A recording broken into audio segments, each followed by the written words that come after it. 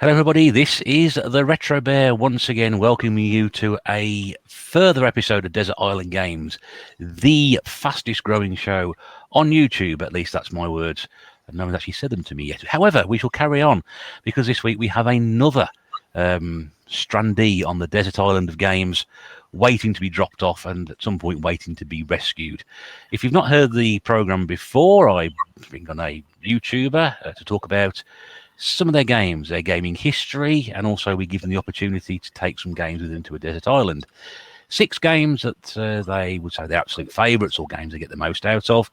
1 game which they've perhaps played previously, didn't get enough time out of it, wanted to put some more time into it, started it, never finished it, etc. And because it's not all coconuts and grass skirts, we make them take 1 game with them that they absolutely hate. They have to play as an absolute last resort.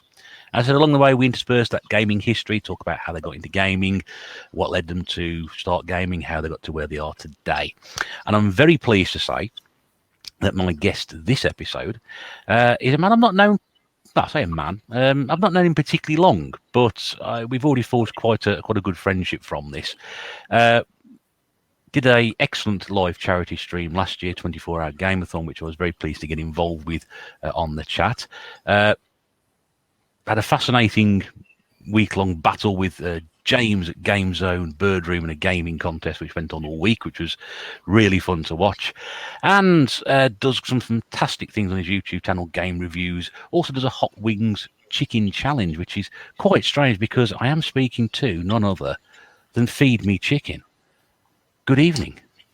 Hello, Your Majesty. King Retro Bear III, the Community King. It is a pleasure. Thank you for inviting me on. How are you? I'm very well, thank you, and I'm very pleased to have you on. And thank you very much for accepting the invitation to come on. And as it's been pointed out to me recently, I'm not actually King Retro Bear III. I'm actually King Retro Bear the First, but I'm the 3rd king of the community. Yeah, you're talking to a chicken. You're talking to a chicken. I heard. yeah, there haven't been apparently two previous King Retro Bears, so I'm effectively the first King Retro Bear, but there has been 2 previous kings of the community. That's probably overthinking it a little bit. But anyway, no, I said absolute pleasure to have you on. Thank you very much indeed for doing this. It's a big fan of your channel, and I'm hoping that we're going to get some interesting gaming history from you this evening. We've gone through have a quick pre-chat, gone through all the games that you've selected and some of your gaming history on there, and there's some absolutely fascinating stuff in here, things we haven't talked about before, systems we haven't really talked about before as well. So I'm looking forward to this one. This is going to be a good one. Well, you're talking to a chicken, so we're going to see if the chicken sinks or swims, I suppose. So Desert Island. well, that's it. Yes, I mean, do you find chickens on desert islands? I think you do, don't you? I don't know, I suppose it depends where you go. If the chicken as the chicken feed us, sure, it's all good, but you just don't know. You just don't. On first glance, though, I have to say you keep a very nice desert island, a sandy beach, calm waters. You know, I'm feeling good at the minute. I get suntan. It's quite nice. Yeah, I was up early this morning irrigating the desert island. It's not easy on your own to do that, believe me. But you know, it's we try and look after our guests because we don't like to leave them there too long. Yeah. Well, thank you very much.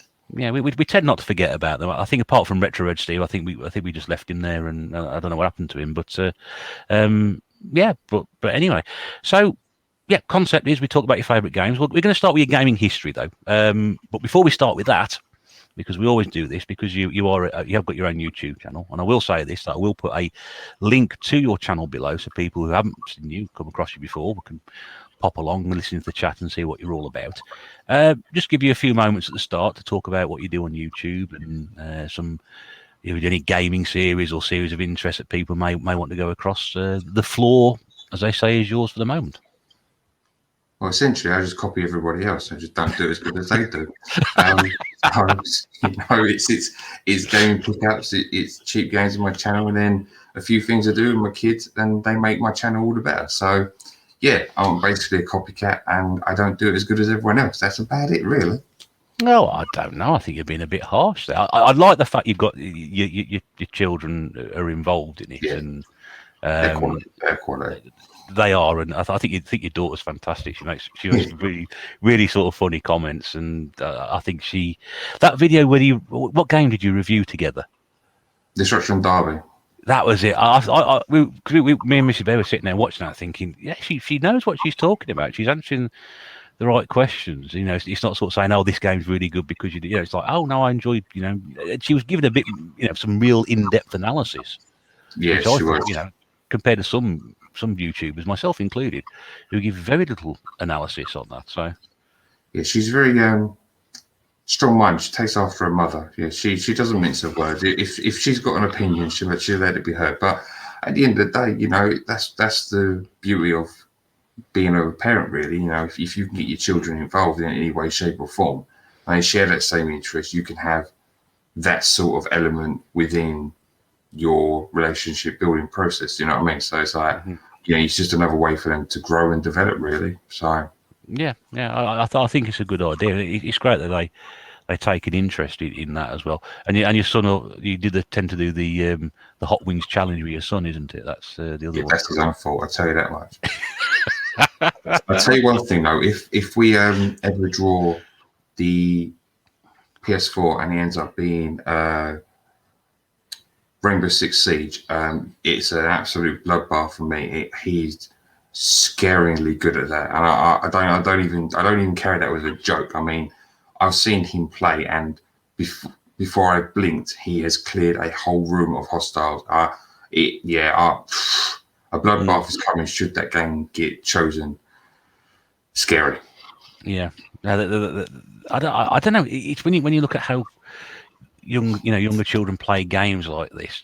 Were we ever as good as that, or as intense as that when we were younger? I don't know, because our game playing skills get worse as we get older. So when you now look at younger people playing games, it's like, what the hell are they managing to play that? But were we that good back then?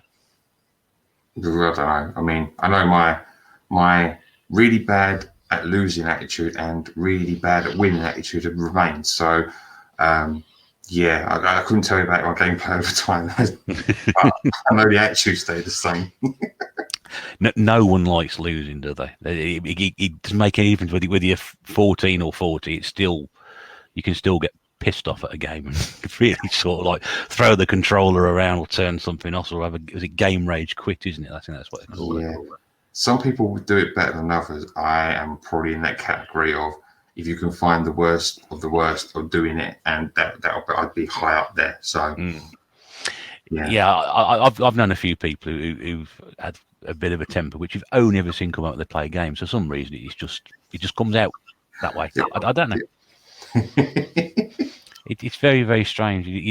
Mild-mannered people who you never sort of see them throw a curse word or anything like that, or lose their temper, and all of a sudden stick them in front of a game, and that's it. They completely change personality. Do you know what though? When we were growing up, I think the thing for me is that, again, it's my perception of how games were made, but the games when we were younger, I think they drew you in better. And then when you try and take a game to your friend, and in your mind you're like, I played this for like ages, I'm really, really good. Yes, I'm going to have you. And then you're sitting next to like 2, 3, 4 of your friends, and you're getting your backside handed to you on a platter, and you're like, what is going on? The only thing you can do is rage, because that bit inside just like, no, I'm supposed to be better than you. What's going on? Yes, that's right. And then when you win, you're like, yes, I am top of the world. Look at me. You ain't beating me. You can look up to me now. Yes, you become the smuggest of the smug. You do. Me and my best friend, when we were growing up, we were just probably the most competitive gamers. Or actually, we were competitive at anything. We played each other anything, when it was games, football, pool, you name it, whatever. We were just competitive, and gaming was the worst, because we used to play 3 or 4 games quite a lot, and I think the one that used to be the worst was Kickoff 2. And the fact that one of us always used to go on a massive long winning streak, no matter what the other one tried to do to end it, we just couldn't do it. And I think there was some cases somewhere between 30 and 50 game winning streaks going on. Wow. And you can just sense, I think the one time I sent him packing, and I'm pretty sure he sent me a packing a couple of times from his house as well. You spend time up going, I used to live up the road, so it's like probably about a 3-4 minute walk. But yeah, you can guarantee after about an hour and a half of constantly kicking someone's backside around on Kickoff 2, the other one's going to get, do you know what? I've had enough tonight and go home. That's it. I've had an early night. I've got some homework to do. Go on. That's all I'm doing tonight. Oh dear. Yeah, and I'll probably still do the same nowadays if somebody came along and did it. I don't care how far you've come. Piss off. Go on. Take your game with you. Yeah. Anyway.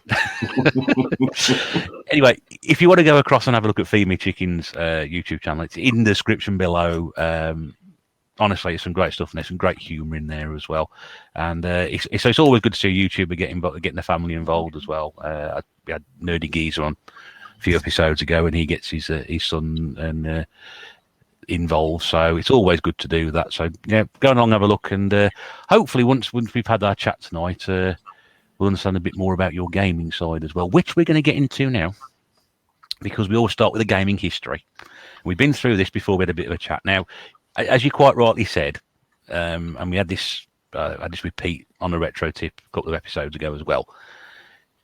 In your own words, it's a bit sort of all over the place. Yes, a bit jumbled up. So, but that really isn't a problem, because it's all about the systems and what you played on, and I'm not really bothered what you played the first one you talked about last and the last one you talked about first. It doesn't really make any difference, because we want to get your experiences and what sort of got you into gaming, your introduction to gaming, to get to where you are today. So, yep. We talked about, if you want to start off where you want to start off, and we'll sort of go from there and see how we get on. Right, so okay, I get to blame my dad. How about that? I get to start off by blaming my dad. So my dad's the reason I got into gaming. We had a chat not too long ago, actually. Because on my channel, if you watch my channel, I'm always confused as to whether it was the Amiga I started with or the Commodore 64. So I had the chat with him just before I was visiting Desert Island, and he was like, pretty sure it's the Amiga, because we had the Amiga downstairs, and where I used to live down south, we had a landing. So you go up with the kind of a cornered staircase, and there's a short landing. And the Commodore used to be on like where the window looked out to the front.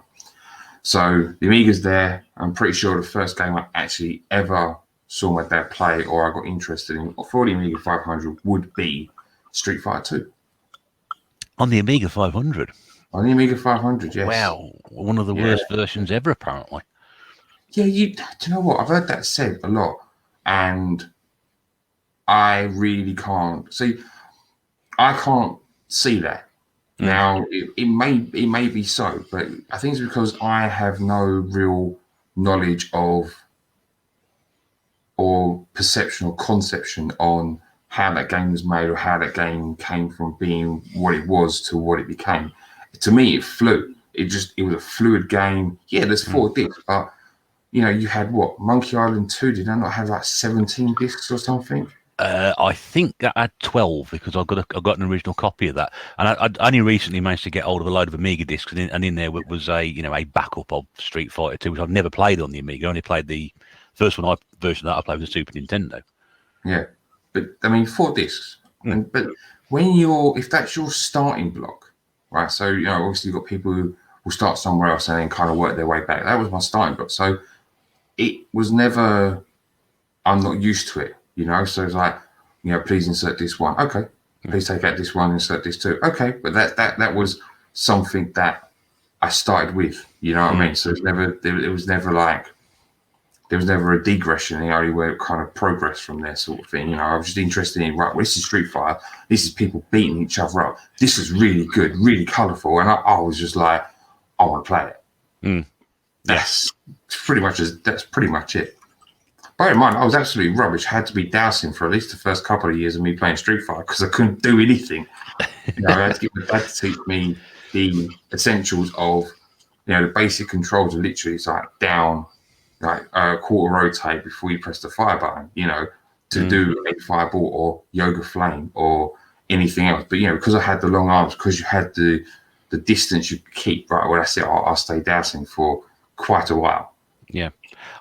I mean, this is where I sort of started to fall out of love with fighting games, because it became ridiculously more complicated by the amount of joystick or joypad maneuvers I had to make in order to pull off a special move.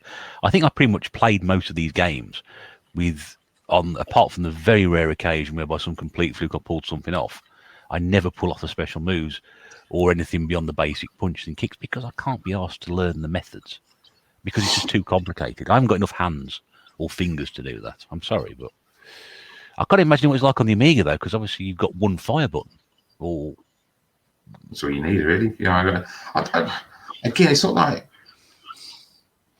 I don't really know what to say to it because it's just that was the game that just started me off, and I couldn't say a bad word against it. It's just like it's just I suppose it's just when you hit your nostalgia trip. You know, that's the first game. You know, I can remember it vividly, and yet you know you could say, oh yeah, but it has only got one fire button. So how does a kick and how does a punch? But you know, nothing like that would come to my mind because I suppose my mind was always like, I want to do the next fireball, I want to do the next flash kick, or I want to do the next sonic boom or whatever it was. It was never like I'm going to kick, I'm going to punch. No, I'm going to do a move on you, I'm going to finish you, and that's about it. Apart from Zangief, because how anyone manages to pull off any move on Amiga with Zangief is beyond me. Because I'm pretty sure you have to do about 360 different rotations and press the fire button at the right time to get him to do that spinny suplex. I was like, I can't get the handle on this at all.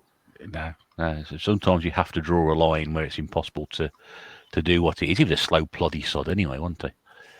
Yeah, but weren't bloody powerful. I think the only thing I managed to pull off was when he does his spinning double arms fist me. You know, when he basically spins on the spot and has got his arms out. So I think the only thing I managed to pull off, and that's it. You know. I remember every time I used to pick a character when playing against friends, because they got two of them got Super Nintendos. They were practicing all bloody day or all bloody night or whatever it was. So I used to go around for the annual ass kicking, and you always used to pick a game, and they always used to say, "Wouldn't have picked him." Well, of course, I've got no bloody idea I'm picking up. I've got no idea what it didn't make any difference. You know, they could put Jean-Claude Van Damme in that game, and I still would be doing punch kick. You know what I mean? The hardest person they could have found to stick in that game, and I would just be simply doing the basic moves. But then again, I remember watching a friend of mine play as Honda, and all he did was press. He got the character he's fighting backed up into a corner, and he was just pressing one button, which was just basically just doing the belly flop. That was it. And my friend he was playing against couldn't block it. It was an unblockable move, and he just kept doing this and taking a little tiny bit of energy off each time for about 3 minutes, just doing that, and he won the fight. Yeah. And you think, how the hell you managed to do that? I think that's the thing with it. I mean, you've got what I think I said. Honda, you've got the 100-hand slap, and you get the same thing with Blanka with the electricity, and then same thing with Chun-Li with multiple kicks. But the trick is just don't get yourself back into a corner. You won't lose so badly. That's it. Right, I used to jump around, and people used to wait for me to finish jumping around and hit me, and that was it. So, what else did you discover there? So you got the Amiga 500. What else did you find on that sort of piqued your interest beyond Street Fighter? When it comes to the Amiga, so my dad's mum, whenever we went to visit her, I'm pretty sure she had the A1200.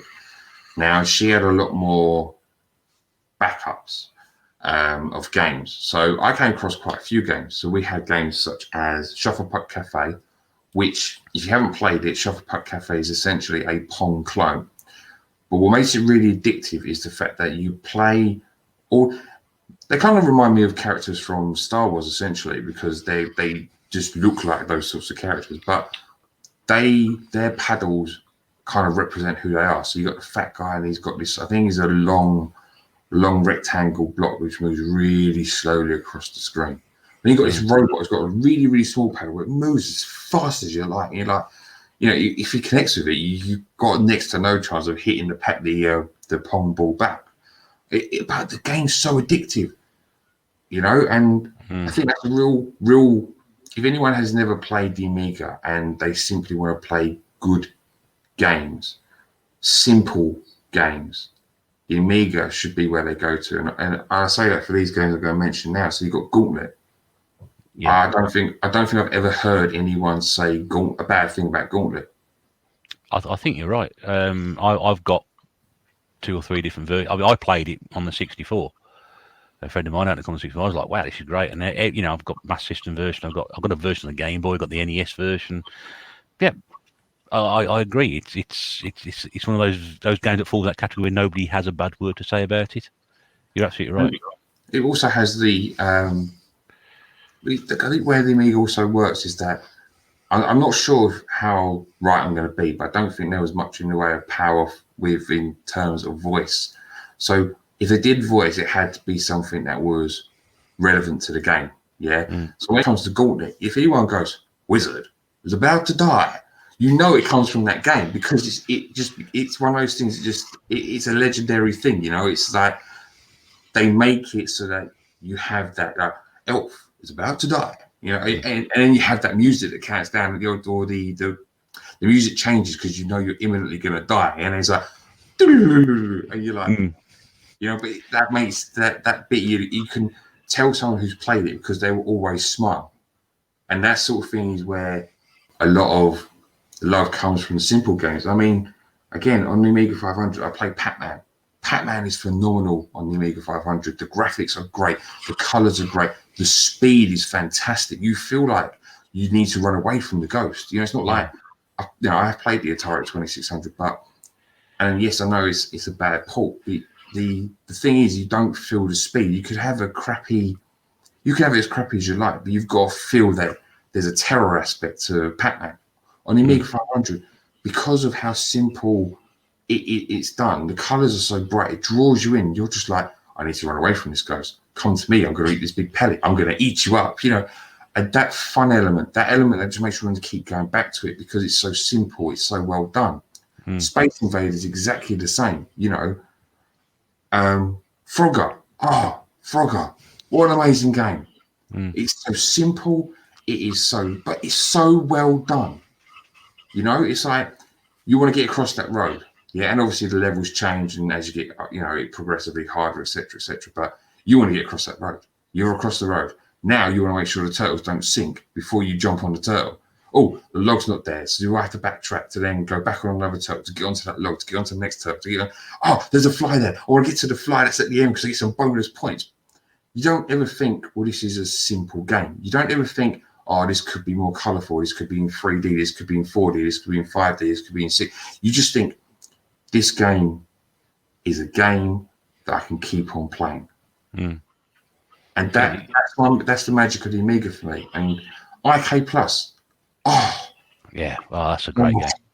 Why does no one ever talk about IK Plus? I never hear it spoken about, but it's a premise so simple, isn't it? It's sort of simple graphic, but yet it's like jump in the air and kick and get like 800 points and you connect with because you're facing over 3 other people. And you've got Izzy Miyake in the background there. Yeah. And then you get these gradings that make you feel really, really good because your belt color changes from like white to yellow to green to whatever it goes up from there. But then the bonus stage with those balls. Yeah. They get progressively faster. And you literally having that panic aspect. I mean, you've only got like that control stick, and you're just literally. How did that break? I don't know, but you know, you're slamming from one side to the other, down, up. You're following the ball pattern rotation. You're just like, again, simple, isn't it? It's simple gameplay. It's one of the great games. People do talk about. I think they do talk about it, but not quite as much as they used to. If you went back sort of 10, 15 years, I mean, everything about that Amiga version, the way that it starts up with that like big crash and the symbol dissolves onto the screen and the title tune plays. It's great title tune as well. The sound effects are amazing in that. Absolutely, they add so much to it.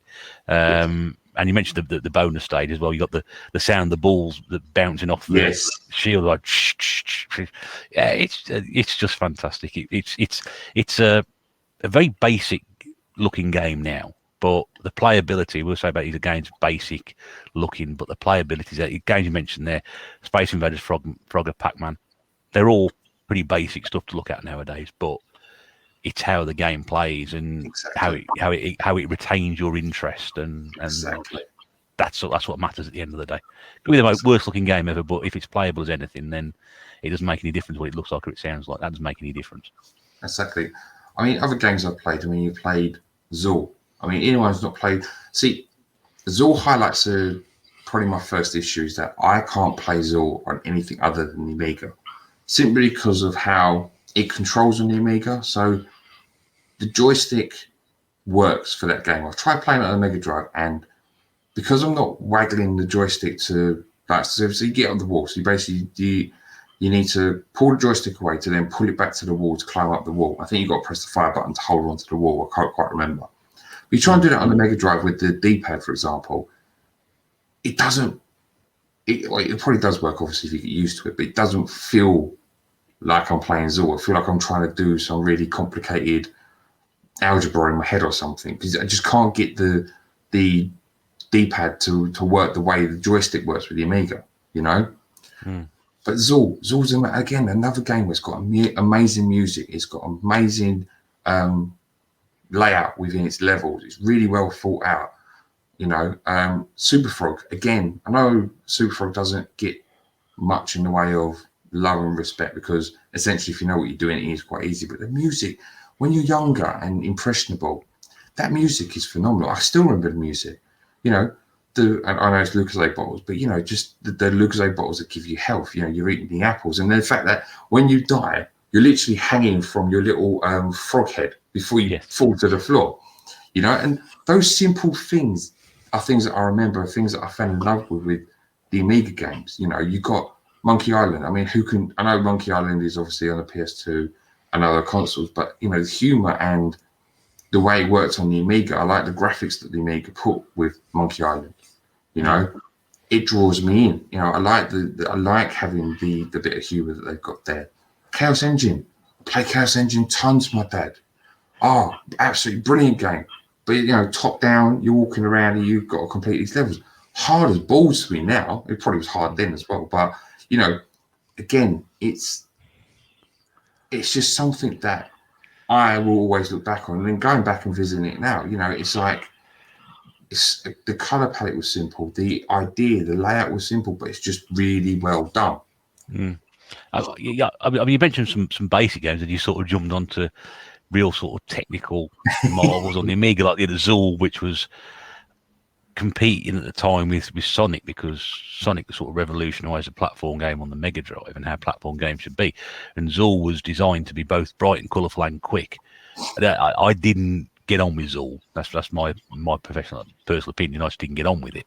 Then you've got Super Frog, which looks beautiful.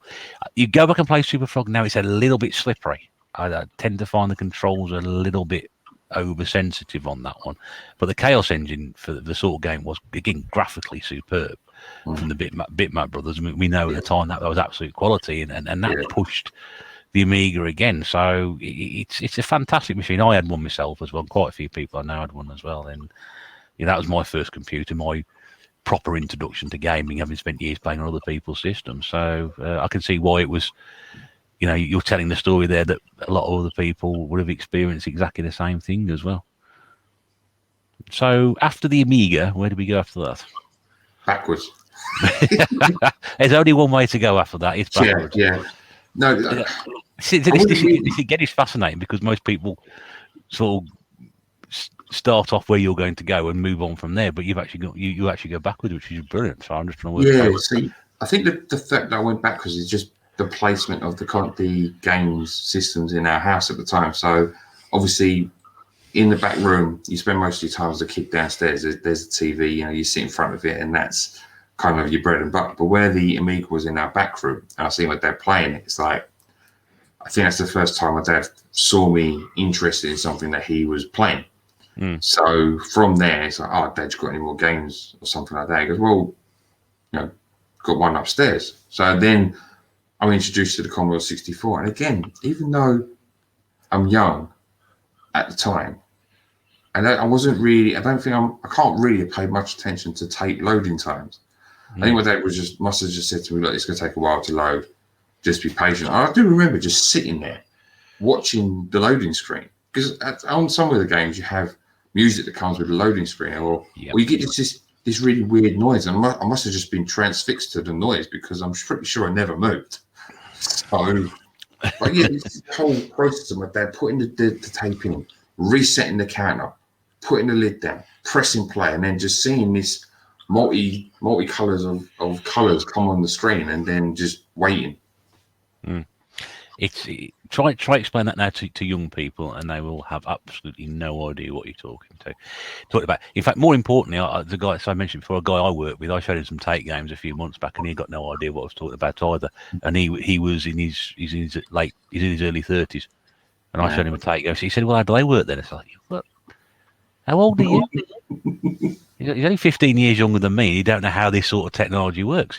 But then again, thinking about it, by the time he was sort of 7, 8 years old, which is the same time I got introduced to games, which was 1982, he'd be looking at sort of the PlayStation. That the tape era had gone. He'd be looking at the PlayStation. If he was playing games, I don't think he did. He'd be looking at the PlayStation 1, the N64, the Saturn, the Dreamcast as sort of like his first consoles. But yeah, there was something about those games, just the way the music and the loading screen was transfix you, and I agree with that. It's a lost art, the loading screen. You don't see that now. No. And bear in mind, I can't say I've had massive experience on the Commodore 64, so I do only have basically a handful of games where I remember playing. And a name that I can't remember, so I'm not really going to mention, but I do have that game in my head. But the three I can speak about would be Ghostbusters. Yeah. Which, not quite sure if I'm right, you don't like Ghostbusters. However, I don't like Ghostbusters, no. However, the thing for me with Ghostbusters is the fact that, again, it's one of those simple things. So I know I grew up watching Ghostbusters, or it's hard to correlate whether it was exactly the same time, but I must have known of Ghostbusters. But again, you're looking at, like, you essentially have this map and you get to pick what building has the ghost around and you go to those buildings. But even before that, you've then got to make sure that your car is suited for catching these ghosts if you're a traveller on the road. So you've got to earn the money, or you get given, I think it's what, £2,000 or something before you start off. Yeah. So you've got to make sure you've got your little ghost catcher on the top of your car. Got to make sure you've got all the right equipment, and then off you go. You try and capture these ghosts. And you had this, when you're young, you have this like sense of fulfillment that you completed the objective. So, make sure you don't cross the screens. Never cross the streams on Ghostbusters, people. But no, but but the thing is, like, you get this real sense of you've achieved something. And I think that's where my age and playing the game kind of make that game work. I think if I was older, I wouldn't appreciate what that game did, if that makes sense.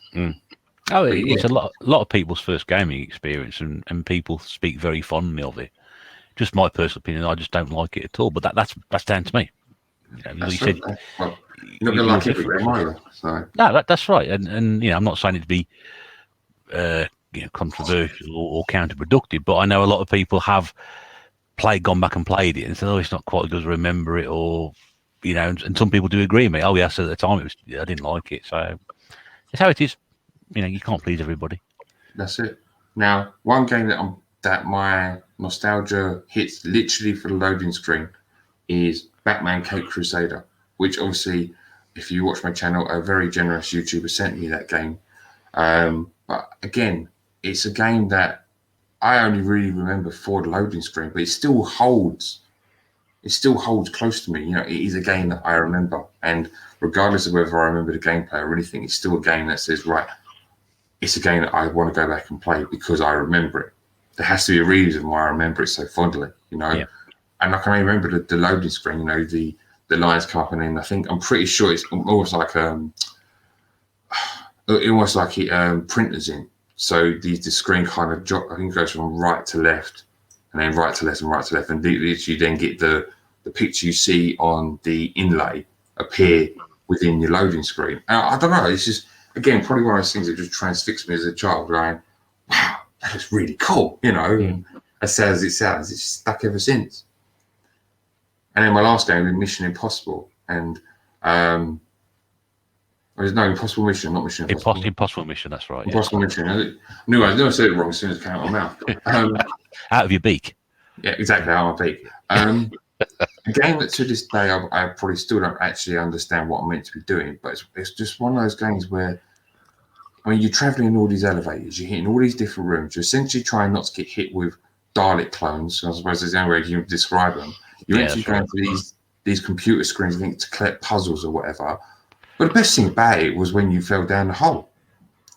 Yeah. And then you get loaded back up. It's stay a while, stay forever. Yeah. And my dad, he loved that. He absolutely loved that. You know, it was like that phrase alone. He was like, that's brilliant. You know. Yeah. But you never heard anything like that back then. I mean, I know Ghostbusters got its sample speech, which was pretty shocking, and a ropey rendition of the theme tune. So I don't care anybody says terrible rendition of the theme tune. But yeah, just hearing speech in games, just to hear that was something completely different. And you come out, it's like, wow, this computer's talking to me. And those are sort of things which stick with informative years. That's what you remember. And everybody who talks about Impossible Mission will always say, "Oh, do you remember the speech in it?" Like you said there, and yeah, it's a tricky little game. I'll give it that. I mean, I think it's not an easy one to do that, but I've actually got the Master System version as well. Picked that up fairly recently, so the game itself though isn't frustrating. I find it odd. Yeah, I agree, because this is something that I found out quite a lot lately. Is there's a lot of games where you die an awful lot. But you go back and play it, and you keep going back and playing it and going again. I'll start again, another go, and you either get a little bit further, you get to the same point, and then something happens. I'll start again, and it just draws you in. Yeah, see, that's the thing, you know. I think that ends up being a sign of a good game, you know, where you can essentially play the game, and yeah, you're going to die a lot, but it's a game where you go, well, I want to see and get that bit further. Or what happens if I do that? Or what's the next level? I think, you know, and then I think one of the things that helps with that game is the map at the bottom of the screen, because it's not so much a progression bar. It's more what have you not uncovered? Do you know what I mean? And it's like, oh, well, I didn't get that bit done, so I'm going to stay on a bit longer to try and get that bit, rather than I think I just keep repeating the same thing, because obviously you can go out to the elevator and go somewhere else if you can't do the bit you're in, and go and find somewhere else and explore somewhere else, you know. But I think that bar in the bottom is, or sorry, the map or whatever it is in the bottom, I think that's really, really crucial to whether you get frustrated or whether you come back to that game. Yeah. Yeah, if it's a helpful tool to have and you can refer to it and understand what it's there for, then, you know, it's tick something in your brain to say, right, okay, I need to use that, and you'll get more out of it. Whereas if you think, oh, I ain't going to get very far with this, and that map's useless, or that ain't helping me a great deal, then you'll turn it off and never play it again. But those who sort of look into it further will get more out of it, which you're absolutely right. So, yeah. Okay, so after the C64, again, you mentioned some real classic games there. Where do you go after that? Right, so again, this is with the help of my dad before I come on this. So I'm pretty sure it's the first console that was my own, which ended up being the Master System 2, which is also a very nostalgic console for myself, which I have within my videos, within my channel. But it's a very nostalgic console for me. So, yeah, Master System 2 will be next. Yes. So I don't like the Master System 2. I like the Master System, but I don't like the Master System 2 because it looks horrible. It's one of the least aesthetically pleasing consoles I think I've ever come across. People will argue with me, like yourself, because obviously it's the first, you know, sort of say console you sort of really had or remember. I know other people will argue with me and defend it to the hilt, but it looks horrible. I don't like it. But I also know that the first one, other people don't like the look of either. It looks a bit old-fashioned. It's a bit of a great big chunky piece of kit. But I think for me it looks better. I don't know. Do you know? I'm not really ever. I got to be honest. I haven't really looked at either version of the console to go, that looks horrible. You know, I think for me, when it came to the Master System 2, I don't know how much I must have pestered my, or obviously how much my mom and dad knew that I wanted to go to the console, because I can't remember that. But I think it's just the fact that it's something that you remember wanting, and you got it, so therefore that grateful and that again it's got a powerful nostalgia trip for me. Don't get and I think that's where it comes from.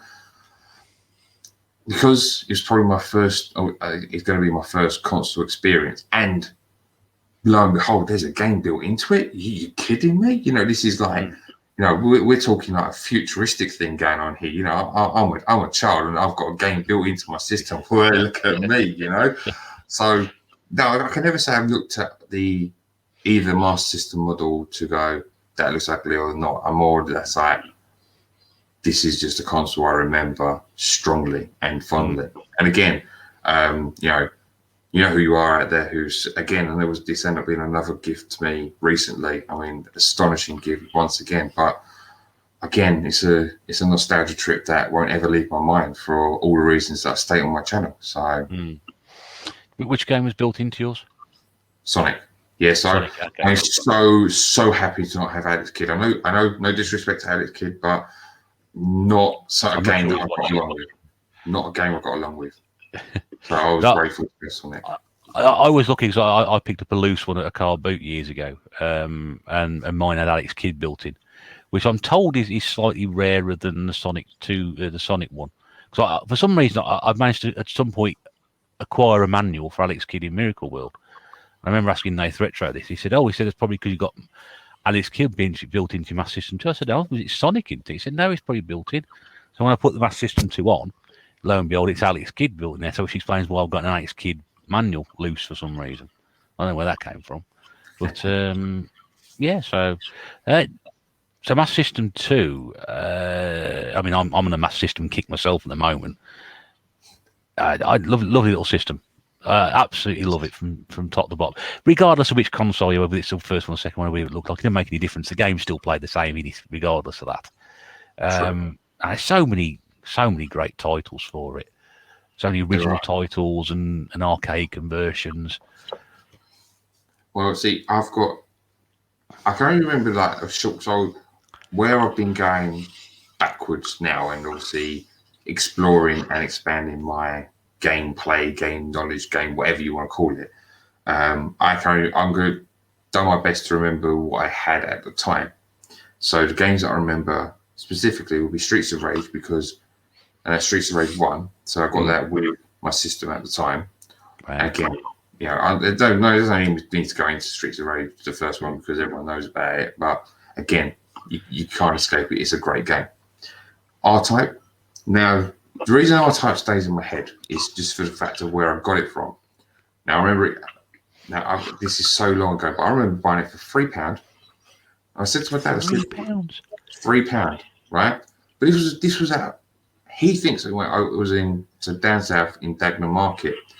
Now, the only thing I can remember is it's like this big old tent, right? The proper indoor market, so a big old tent. There was tables everywhere, as if like obviously in the middle. But then you imagine obviously you've got people inside the middle, and then you've got the tables that kind of surround those people, and it went for miles and miles. And it's got all black cloth on it. I remember it clear as day, and just R-Type was just, because of the artwork, just stood out at me. It was like, I want to play this game. And yeah, for £3, it was like, I remember it that clearly. For how much that game goes for nowadays, I mean, that £3 is an absolute bargain. Absolute bargain. That. Yeah. And I've got it recently. It's a game I've always wanted on the Master System, because it's probably as close you'll get to the PC Engine version for a console version of it. I remember seeing the PC Engine version in the magazines. You go, wow, that's when you're running on like an 8-bit system. And although we never got the PC Engine officially over here, R-Type's about as close you could probably come to it. It's been a fairly decent conversion that would have console power for it, because it was released on the other cassette versions, but they're not quite as impressive as that. The Master System one's a pretty impressive conversion. The funny thing is, though, is that when you look back, I don't know whether you do it, but if I try and play a game, and I remember my youthful version of me playing it, I'm pretty sure R-Type wasn't as difficult for me when I was younger than I find it now. I'm pretty sure I look back going, damn, I must have been really good at games back then, because I ain't doing very well right now. I think I said in my video when I got it, I said, this game's got 8 levels. I'm unlikely to see 7 of them. So, I think you're saying so, yeah. and I played the PC Engine version as well, and that's exactly. I got the PC Engine Mini. It's on there as well. I'm exactly the same. I was like, yeah, I'm never going to see much of this game, but I'll just keep going. I think, but again, it's not one of those games that frustrates you to the point it's so hard that you throw it up the wall at the end of it. It's like, I'll keep going, have another go, Yeah, yeah. You just keep doing it. Yeah. So, two more games that I remember fondly, and then a game that I can quite frankly take a short walk off of a high cliff. So this game, believe it or not, I say believe it or not, but I mean, Batman. Now I remember getting back the Batman game for a Christmas present one year, and I love the game. I don't think it gets a lot of love. So, is this Batman Returns? Yes. Yeah, I played that on emulation.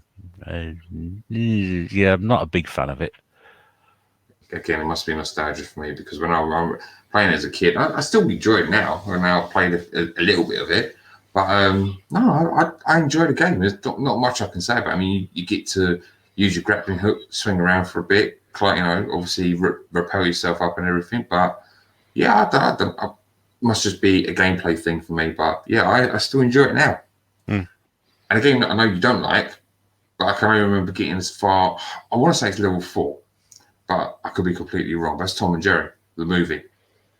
Oh yeah, but a lot of people have told me since I mentioned I hate Tom and Jerry, the movie, the game, is that so many people have played that and they either won their first experience on a Master System or a game they had pretty early in their Master System playing lives, and they all enjoyed it. And probably because I played it years later when everybody else, I wasn't a kid playing it. I mean, I'm a big Tom and Jerry fan anyway. So, but in my opinion, there's never been a good Tom and Jerry game at all ever. And not only is this one of them, it just seems, I don't know, clunky as heck. But so many people, like your good self, have said that. Oh no, I enjoyed that when I was younger, and yeah, perhaps I played it at the wrong time in life. Possibly, but this is one of those games that then illustrates the let's not go back and play it section. So this, because if I do remember and my memory serves me right, there's the level that I never completed was where you have to essentially ascend upwards, but you got water chasing you from the bottom, and the water just rises so damn quick, or they're quicker than I can play it, and that's it. There you go. Yeah, that's one. As soon as that level. But it becomes a stage you try and replay it like a couple of times. It's like, do you know what? I ain't playing this no more. It's another game. I'm done with trying to get past this water level. I'm done. So that kind of gives that game was where obviously you didn't try with another game, try again. This was like, nah, yeah, done. Off you go. That's it. Yes, I take that. I mean, it's whether we go back and play it now and see if it's still so. There was one on PlayStation, I think called House Trap, which I've got. I think I play properly. And there's the one on the PlayStation 2, which is like the fighting game. Yeah. So you got is it Mouse Trap and House of Whiskers? Yeah, something like that. I can't actually. It's all right. I'm just trying to see if I can see it on my shelf. If I lean over, Tom and Jerry. I can't see it. Okay, yeah, but there's a couple of games knocking around on the PlayStation versions for it, and there was an Amiga version of Tom and Jerry as well, which is even more bad. It was made by a German company. I think the only thing they got right was a regional rendition of the Tom and Jerry theme tune. That was about it. And so before I tell you the game that can literally just go and do one, what is your favourite Tom and Jerry episode? Oh, cripes, that's a difficult one.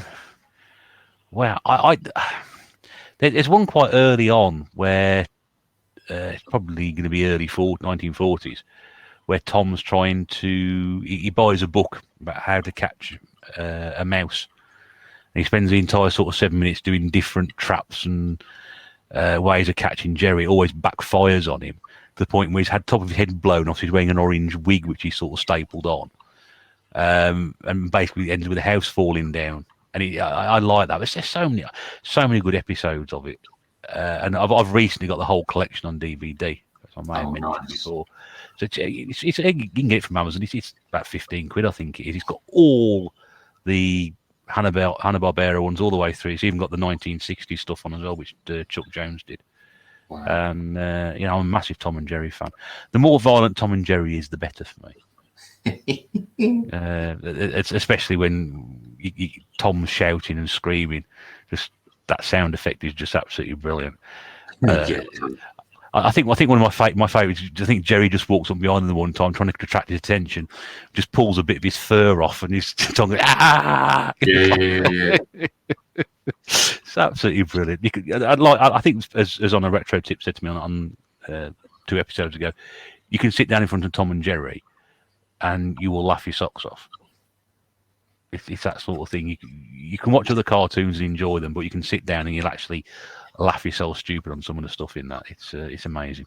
Yeah, I wouldn't say so much with the newer stuff. I would definitely agree with you with the old stuff, because I mean, I don't particularly enjoy when they try and they try and stop cartoons failing by trying to reignite an old cartoon that worked. I'm not a fan of that.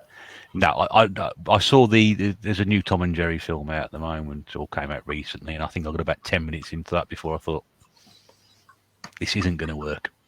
Yeah. And I turned it off. So anything probably pre-1950, 52 Tom and Jerry, anything after that is a bit ropey. That's another subject in itself. We have the tangent, which is great. So the tangents are all good. So what's this one game that you absolutely hate on the Master System? Then I'm dying to find out. Well, you're not going to be surprised when I say it. Go on. What, Simpson versus the Space Mutants? Ah, okay, yeah. That game sucks. That game's rock hard. That game doesn't know what it's doing. That game can just go and walk off of a high cliff very quickly. I couldn't really. I wanted to get into it because when Simpsons was something I watched pretty much every single evening, like 6 o'clock on, I think it was like BBC 2 or something. Well, that's Channel 4. 6 o'clock on the dot or Sky 1 when the new episodes come on. You'd be picking thinking, yes, a Bart Simpson game, way, and then you try and spray these red firing hydrants, purple, whatever it is, and you're getting killed by anything that walks past you. It's just you not even past the first level. It's probably the least Simpsons game. Probably the least suited scenario to a game based around the Simpsons. I just Krusty's Funhouse was pushing that and all that. That wasn't exactly the enjoyable game either.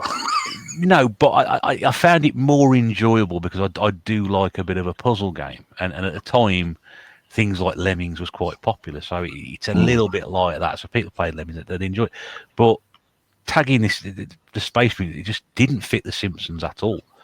You wanted a completely different game, because the arcade game was out around that time or before then anyway, and that's what people would expected to play. Has there been a better Simpsons game since then?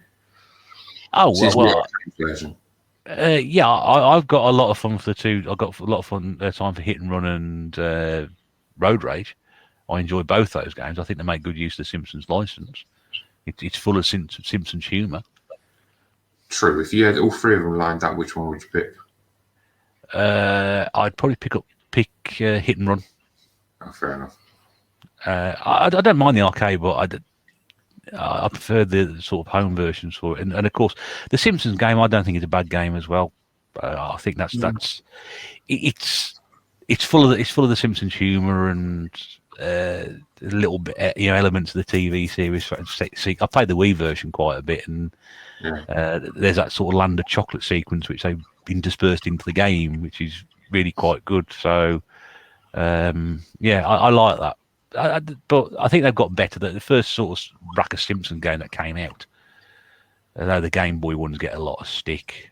Some of the itchy and scratchy one and the Virtual Bart, I think it is as well. They get a lot of stick on the 16-bit consoles.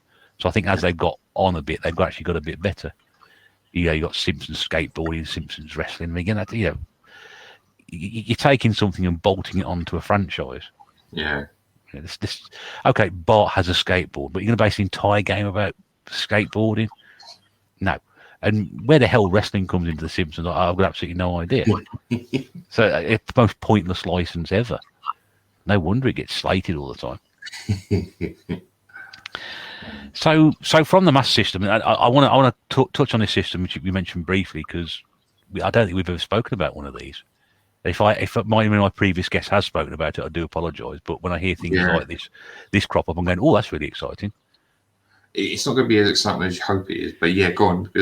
Let's touch upon it. Because go on. The Philips CDI. The Philips CDI. Yeah, this to be honest, this is actually a pure accident. It's on this list, and I'll explain why. Because in our front room, so we're still in the age of there being a VCR, and we had TV. We then had a cabinet underneath it. Now we had a Skybox. We would have had a VCR box, and then this other box in this glass cabinet was just off to the right hand side. And the controller literally looks like a TV remote, the one that I know, the one that was in there. So we didn't have the pencil one, and we haven't had the lead one. It was the infrared one that literally looks like a TV remote. So you've got like a little toggle stick in the middle, and you've got 4 buttons on the outside, and then the rest of it just looks like a normal television controller. So there's buttons that do absolutely nothing. I don't know how long it had been sitting there for. It must have been sitting there years, because I go to my dad, I say to him, Dad, what's this? And he obviously tells us what it is and shows us what it does. Now, all of 2 things I played in it. Possibly the third, once I knew what it was, just never existed after that. But we had your regular encyclopedia. I think every Philips CDI person has an encyclopedia with it. Was that the Encarta one, was it? Sorry? Was that Encarta? Yeah. Yeah. Dulux Paint and Pinball. Not an impressive lineup. No. But then again, I can't remember whether my dad said he got it from his mum's or he bought it himself. But at the time that it was there, I mean, you're looking at criminally expensive, and even more so now. But yes, would you believe I spent a lot of time in pinball? I mean, I spent a lot of time playing pinball. I wouldn't not believe it, because again, we talk about games which draw you in and being addictive. So if you got a lot of fun out of it, keep playing it, don't you? Well, there's 4 tables, and that's it. 2 of them are absolute dog, and 2 of them are absolutely brilliant. I will try and break. If you ever play pinball on the CDI, do not play the surfing one. The sound effects are dreadful. The woman you can bump who's in like one of those tubing things, and literally her sound is oh, it's dreadful. And you hit the ball against the deck, and it's like the single knuckle. You know when you literally put your knuckles onto a wooden door. Yeah, and that's it. And it's just plain. It's so boring. Oh dear, that sounds absolutely awful. You've got a robot level. So it's not as bad as the beach one, but it's a robot level. I can't remember what it's called, but it's just basic. It's basically boring. The only real good thing about it is that in the middle you get once you've got enough points, or once it's done enough time, or however it works, it will start to kind of flash with not flash. It will just basically kind of a lot of colours, and you get your pinball stuck there. But then you press your button to release it, so that you can then obviously go fast. It will speed up your ball to knock into obviously all the different points, but essentially it's just boring. Then you've got the other 2, which are a lot better. So you've got Meltdown. I know the table names this way. Meltdown. And basically, it's like a radioactive pinball table. So before anyone gets excited, no, you don't have the table start to melt away, but it's just there's a lot of related noises, and it's very colourful. It's like kind of red, green, yellow, but it's relatable to the table. So that's, and it's just fun. There's a fun element to that table. Then the best one, the absolute best one, is Dogfight. Oh, everything about the table makes sense. So this is going to be based around what, World War biplanes and things like that, or? Yeah. So basically, essentially, you've got 3 planes. So you've got your main, the big plane's got all the big scores, and obviously you've got 2 small planes in the corner. And what's really good is that the aim is that if you hit all the points, eventually the planes become like, not super planes. They don't gain any size or mass or anything, but you have the ability to get more points in the same points you've already hit. But what's really good is the flippers. The flippers are actually fuel. So as soon as you run out of fuel, the flippers die and you can't hit the ball. Oh, right. And it's just, it's our common sense / I don't really know what to say, but that little bit of element that says you've got to basically get your points as high as you can before you run out of fuel is magic. That sounds really good. Yeah. It works, and the controller is really, that particular controller is probably my favorite CDI controller. And just of note, for like controllers nowadays, the Philips CDI does one thing I wish all controllers could do. Which is? So have you ever had a corded Philips CDI controller? No. Okay, so imagine a crappy knockoff of a Super Nintendo controller. So you've got your buttons on the right-hand side, but where your D-pad is, there's a little space for your joystick. But at the base of the controller, so on the outside plastic, there's a little button. Well, not a little button, it's a little switch. That switch changes inverse on or off. Oh, okay. That is got to be one of the best designs ever. Could you, instead of like pressing start, going into the option screen, turning off the inverse controllers if you don't like having inverse, why not just have it on the controller and just go switch? Not only do you not have to press start, you don't have to interrupt your game, you don't have to do this, that, the other, you don't have to figure out that you're actually inverse at the start. A little switch. Yeah, I don't think anything that's ever been done before or since, has it? Well, not to my knowledge, but then again, my knowledge doesn't exactly expand very well. But it's just, it's one of those things for me where it's simple. Sometimes you can go through all these different options and find out it was somewhere else in the first place. It's on the controller. It doesn't obstruct the way you hold the controller. It doesn't obstruct the way you play the game. It is just a button that you can switch to the side, inverse is off, you play the game. I didn't know that. That's really interesting. Because I've barely, I don't think I've actually played on a CDI ever.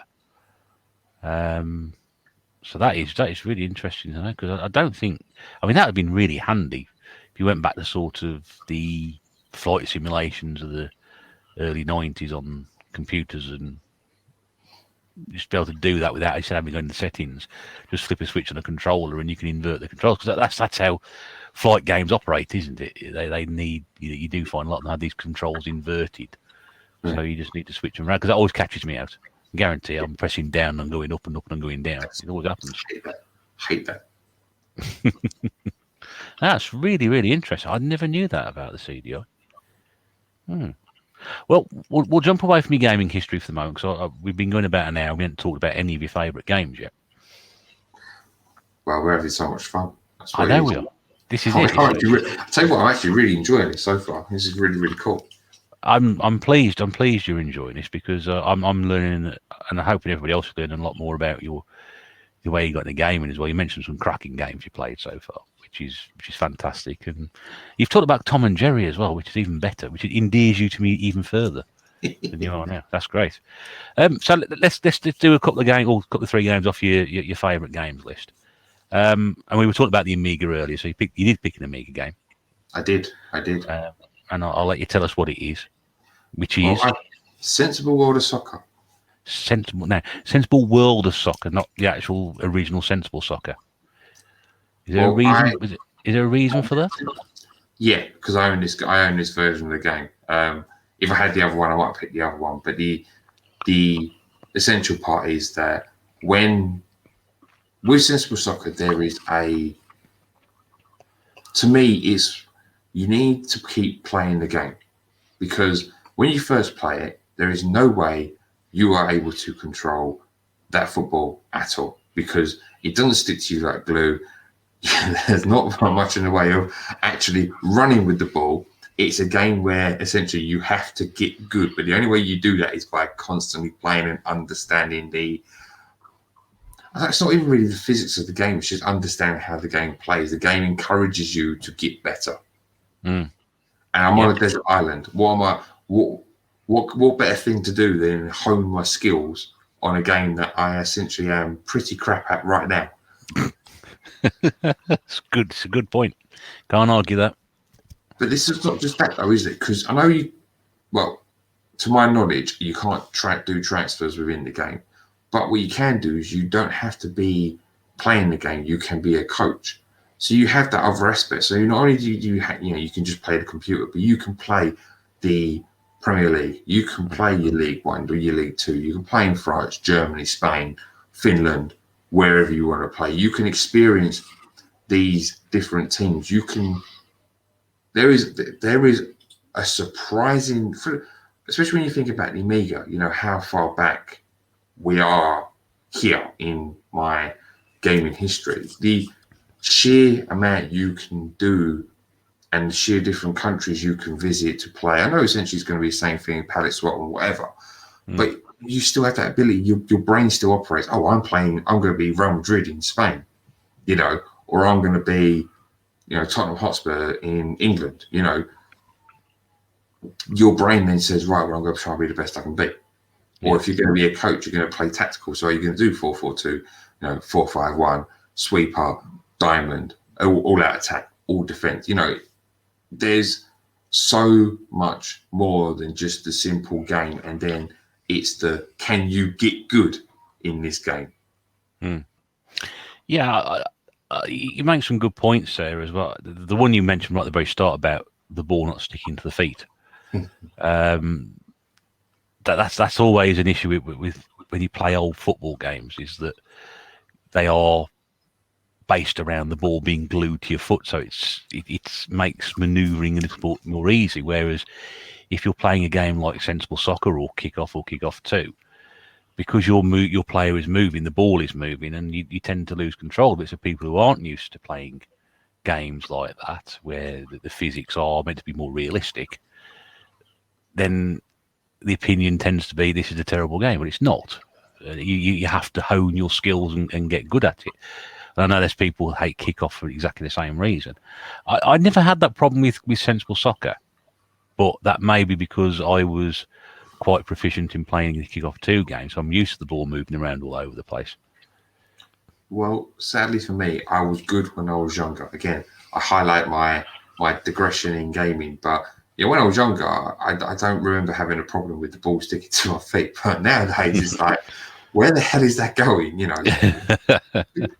The beauty of that, though, is that you end up making, you end up having like these wayward shots as well. And if you are good enough to understand how to play the game, you can score some right blinding goals. I'm pretty sure with Sensible Soccer, there are literally what you call sweet spots within the pitch, because you can score some real cracking goals from pretty much the same positions in the pitch. I think it's like right near the halfway line in a diagonal motion, just off to the right or the left. You can score from a long way out. If you obviously running in on the box, make sure it's to the keeper's left or right, you're usually going to score.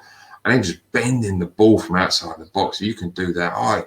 And they got replays, but the replays look so good. You got the crowd cheering, way, whoa. And then the chants. I mean, the chants could be anything. They're kind of indescribable to me. But this is like, da da da da da da. It's just, it creates that atmosphere for you. If you're playing well and they let you know, it's it's just a lot of fun. Yeah, you're right. You're right about the sweet spots. Because I always used to get one because I could throw in from somewhere around the halfway line, like a diagonal throw in, and you sort of moved a little bit in and then curl the ball in from about 35 yards. You'd always score every single time. And I learned that on the first one. Well, yeah, all games have sweet spots like that. But it's the atmosphere, the gameplay, and what you're mentioning about with the World of Soccer version. You've got the management option as well, which means you're basically doubling the length of the game because you can play. Especially from Desert Island, you can play the game all the way through and win all the leagues, and you can go back and try and manage the teams to win all the leagues. So it's a good choice. I prefer Kickoff too. I don't. Sensible Soccer is always my second favourite. Well, I would say in my top 5, but it's not my favourite game because I think I've got more playability out of other ones. But it's a very good game. I will give it that. Unfortunately for me, I dislike Kickoff. I couldn't get on with Kickoff. I think that is the argument on those two games. You either like one or the other, but you tend not to get on with both. Yeah. So you're either in the sensible camp or the Kickoff camp. And people say to me, Sensible Soccer is their favourite game. Fine, that's great. My game of choice is Sensible Soccer for Kickoff 2. If I went back and played 2 now, I've got versions of the same games again. I'll have to give them a try and see how I get on with those. There is one more thing I just want to say about Sensible Soccer before we potentially move on, is how fluid it is. Because it's essentially, I don't know if you can change camera angle, but I never have done. If you could, I don't think you can. It's top down, but I never felt it like, when you change, like, take Resident Evil, for example, you go from one screen to another, and it essentially feels like it loads into the other screen, which I think it essentially does. But there's that stoppage. Whereas with Sensible Soccer, you move from one side of the pitch to the other, and that camera flow, it's so smooth. Even when you kick the ball from like near the halfway line, and you're scoring, that ball flight still it doesn't feel like you've missed your goal. Do you know what I'm saying? I do. And I think that's a real credit to the game as well, because if you don't have the fluidity, and it doesn't, because Sensible Soccer essentially does feel fast paced. It may not be, but it feels like it is. I think it does. It does move really quickly. So if you don't have that camera that flows with the game, and it essentially keeps with what you're doing, you're not going to find it. I don't know. Did you ever play the game Red Card on the Mega Drive? No, but I do own it. Or Fever Pitch? Fever Pitch I have played, yes. And I felt that was very, very similar to Sensible Soccer. Well, if you ever play it, that has a real bad problem, at least from my memory. It has a really bad problem. When you make a tackle, the screen tries to catch up with your tackle. So you make a tackle, you go kind of off screen, and the camera kind of tries to catch up with you. Whereas Sensible Soccer, it just flows. The flow is just like a lovely, calm river, and you can just, and that's a real credit to the game, because it does keep you involved. It doesn't make you think, oh, where's it gone? And you just keep playing. I think that ends up being an underappreciated value part of the game, if that makes sense. No, I agree. I think that's a very good point to make on it. It is a very, very good package altogether, and it does exactly what you want from a football game. It moves quickly. It's not frustrating in the fact you can't score goals, and it does suffer from the odd issue every now and again that goalkeepers tend to have their own minds of their own. But hey, that's the case. Normally in real life anyway, they're their own minds, so it's a bit balmy to be a goalkeeper. But yeah, no, I agree. I think it's a good game. It's not, as I said, it's not my favourite football game, but it's definitely up there. Yeah, and that's good. So complete change of direction for your second game on your list, which again, I don't think this one's come up on a Desert Island Games. Bear in mind, when we're recording this, I think the last episode of the podcast that went out, we talked about this briefly. And we touched on fighting games earlier, of which this is. So your second choice for your favourite or your favourite games for the Desert Island? Capcom vs. SNK 2. Okay. Now, this is a game I know absolutely nothing about. and a genre which I absolutely hate. So I am at your disposal to sort of enlighten me as to why this is such a favoured game in your memory. Okay, so we'll start off with the game, and then I'll attach the story that gives it its place within here. So obviously, I could have had any form of compilation. I could have had the PS4 compilation. Yeah. In which I will just say that I don't think the PS4 does the Street Fighter 2 version at all well. I think the SNES version is a lot better than the PS4 version of Street Fighter 2. There's definitely something wrong with that version on that compilation. Anyway, I'm babbling. I could have had like Hyper Street Fighter 2. I could have had any compilation on it. But the reason this one goes on, not only do you have obviously the SNK group of players. So again, I could have had Marvel vs. Capcom, for example. But this one has a bar which involves classes. So whereas in like Marvel vs. Capcom 2, so on where you've got your life bar, underneath it usually, or in the bottom corner of your screen will be basically a level up, and then you can do your special move. In Capcom vs. SNK2, you can select how you progress your bar. So in different classes, maybe you need to do a lot of kicks, for example, and the more kicks you do, the more your bar powers up. Or if you then combine it with defenses, for example, so you're blocking a lot, it will build your bar up. But you've got different classes. I believe I was always class K. Because I was usually more aggressive than I was defensive. But yeah, again, it's a 2D fighter. Capcom do their crossovers brilliantly anyway, and I was tempted to do Marvel vs. Capcom 2 for obvious reasons, but this is just like there's something really sharp about the color palette for me on this one. And again, it's that class. There's something different about it where you could essentially put it to your own advantage. And then again, much like the Alpha games, I think when you do special moves, you got like this silhouette that follows you. And I fell in love with those silhouettes. It's one of the things I really, really, it's like you see the move before you, but it just looks so good. But yeah, again, it's a game that I thoroughly enjoyed. I enjoyed unlocking the characters. I enjoyed trying to find out what worked best for me. I didn't really play as the SNK characters, I'll be honest, but having that extra roster, again, if I'm on a desert island and I'm older now, obviously, I can experience whether the SNK characters are indeed of a different complexity than the Capcom characters that were there. I have that ability being on the desert island that I am on. Yeah, no, again, it's the perfect choice for that situation to be in, and none of these fighting games can be massive rosters of people. As you said, if you haven't experienced the SNK characters so much, then it's the ideal opportunity to do it. So, what's the overline? Is it because it's got the Capcom characters in it, or is it the idea of the verses, or? No, actually, I think it's the story I'm about to tell you which ends up pushing it over the edge. I mean, to be honest with you, most of the games are kind of generic and the same. I mean, I just think the colour to me stands out. Obviously, the class stands out, but this story is going to stand out. So we like stories. When I lived down south, I had the bigger bedrooms. My sister had the kind of what you would call a box room, and I had the bigger bedroom. Now, the way I had it set out was that I had nice big old CRT TV right where the back window was. My futon bed was towards the back wall next to the door.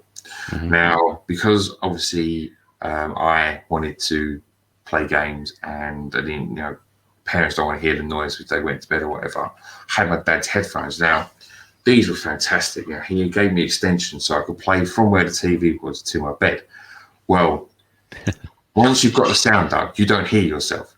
So now we have to bear in mind. So I'm about 5'9", and my dad's got to be about 5'5". So he's obviously shorter than me.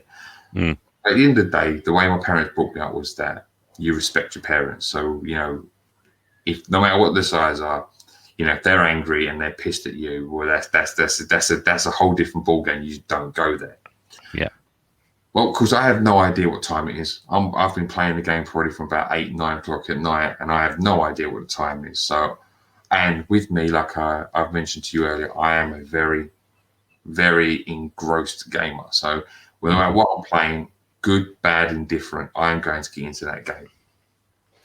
And I am essentially getting my ass handed to me on this game. So you can imagine being the teenager that I am. I'll do it to this day. I've got F-bombs coming out of my mouth. I've got S-bombs coming out of my mouth. I've got C-bombs coming out of my mouth. Like it's got that bad. The room is blue. The room is blue with words, and it must have been at 2 o'clock in the morning.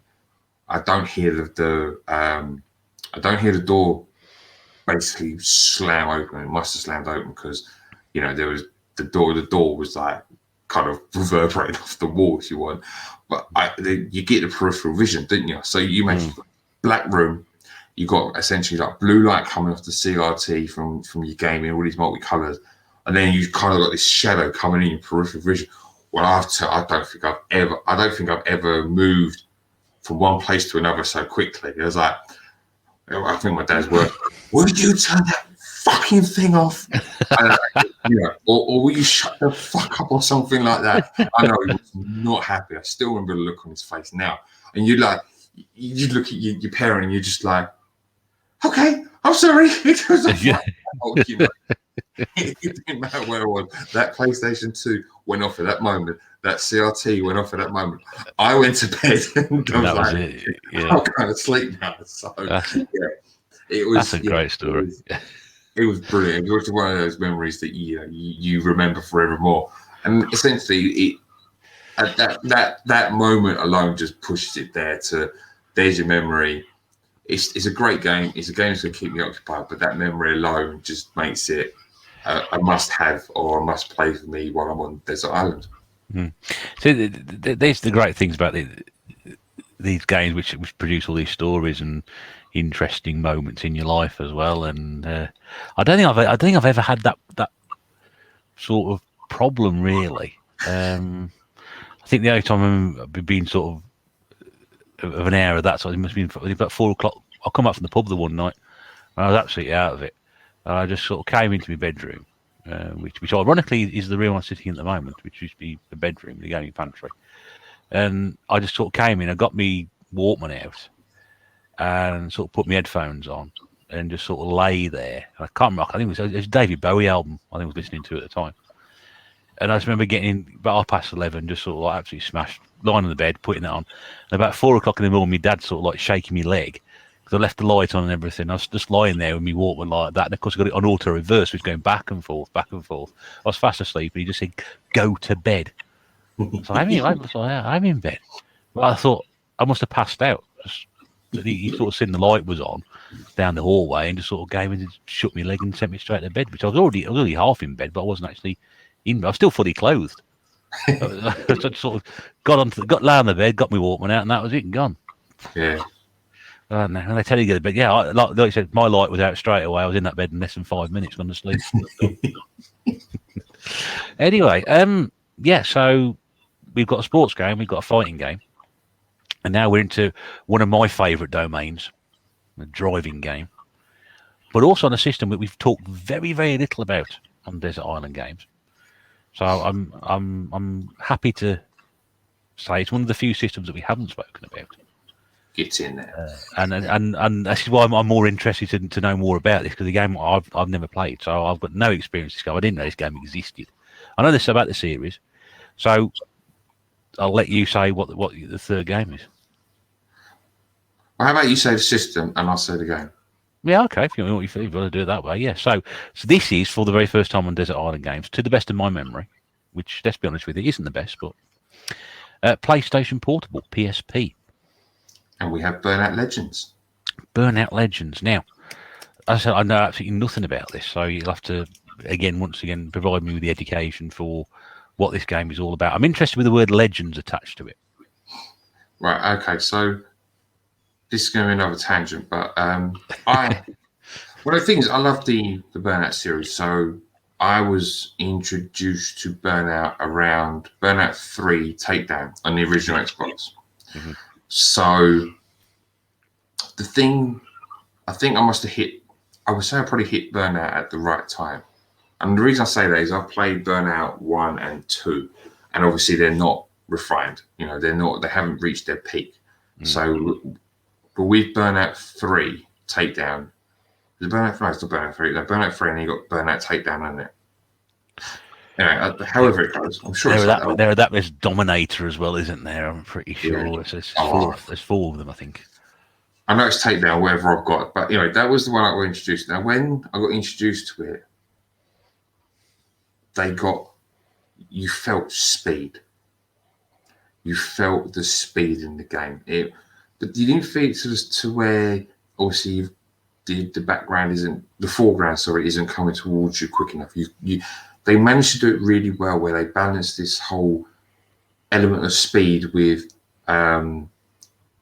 being able to see what you need to avoid. Whenever I crashed, I never felt like I crashed because I couldn't see it. I crashed because I couldn't get out of the way. It was my own skill that let me down.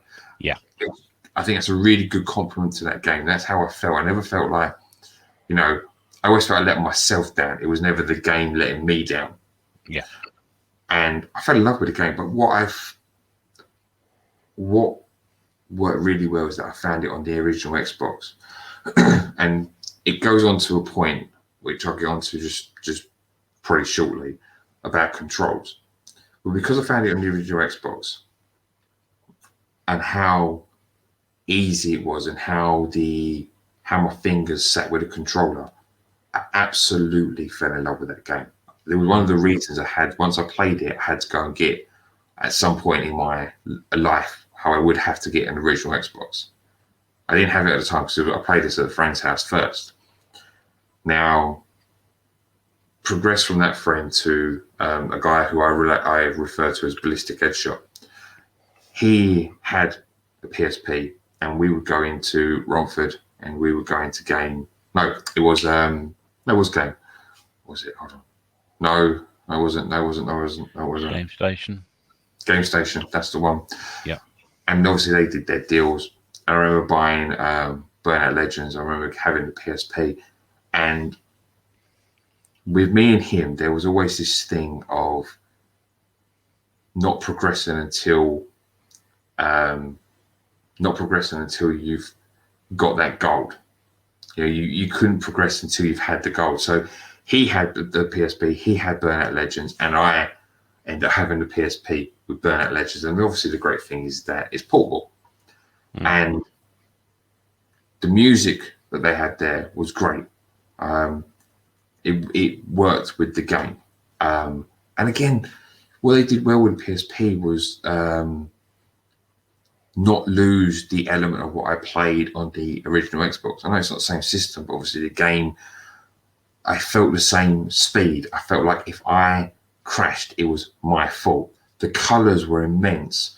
And you're playing it on this small screen, and yet you can see everything. It doesn't feel like they substituted anything. The colors are bright, the music is vibrant, the tasks are doable. And I think the reason it's Legends is because you can unlock the like your different classes, and you have these legend cars, like your legend muscle cars and your legend super cars and whatever else they had in the game. I think it's just like a tagline for it.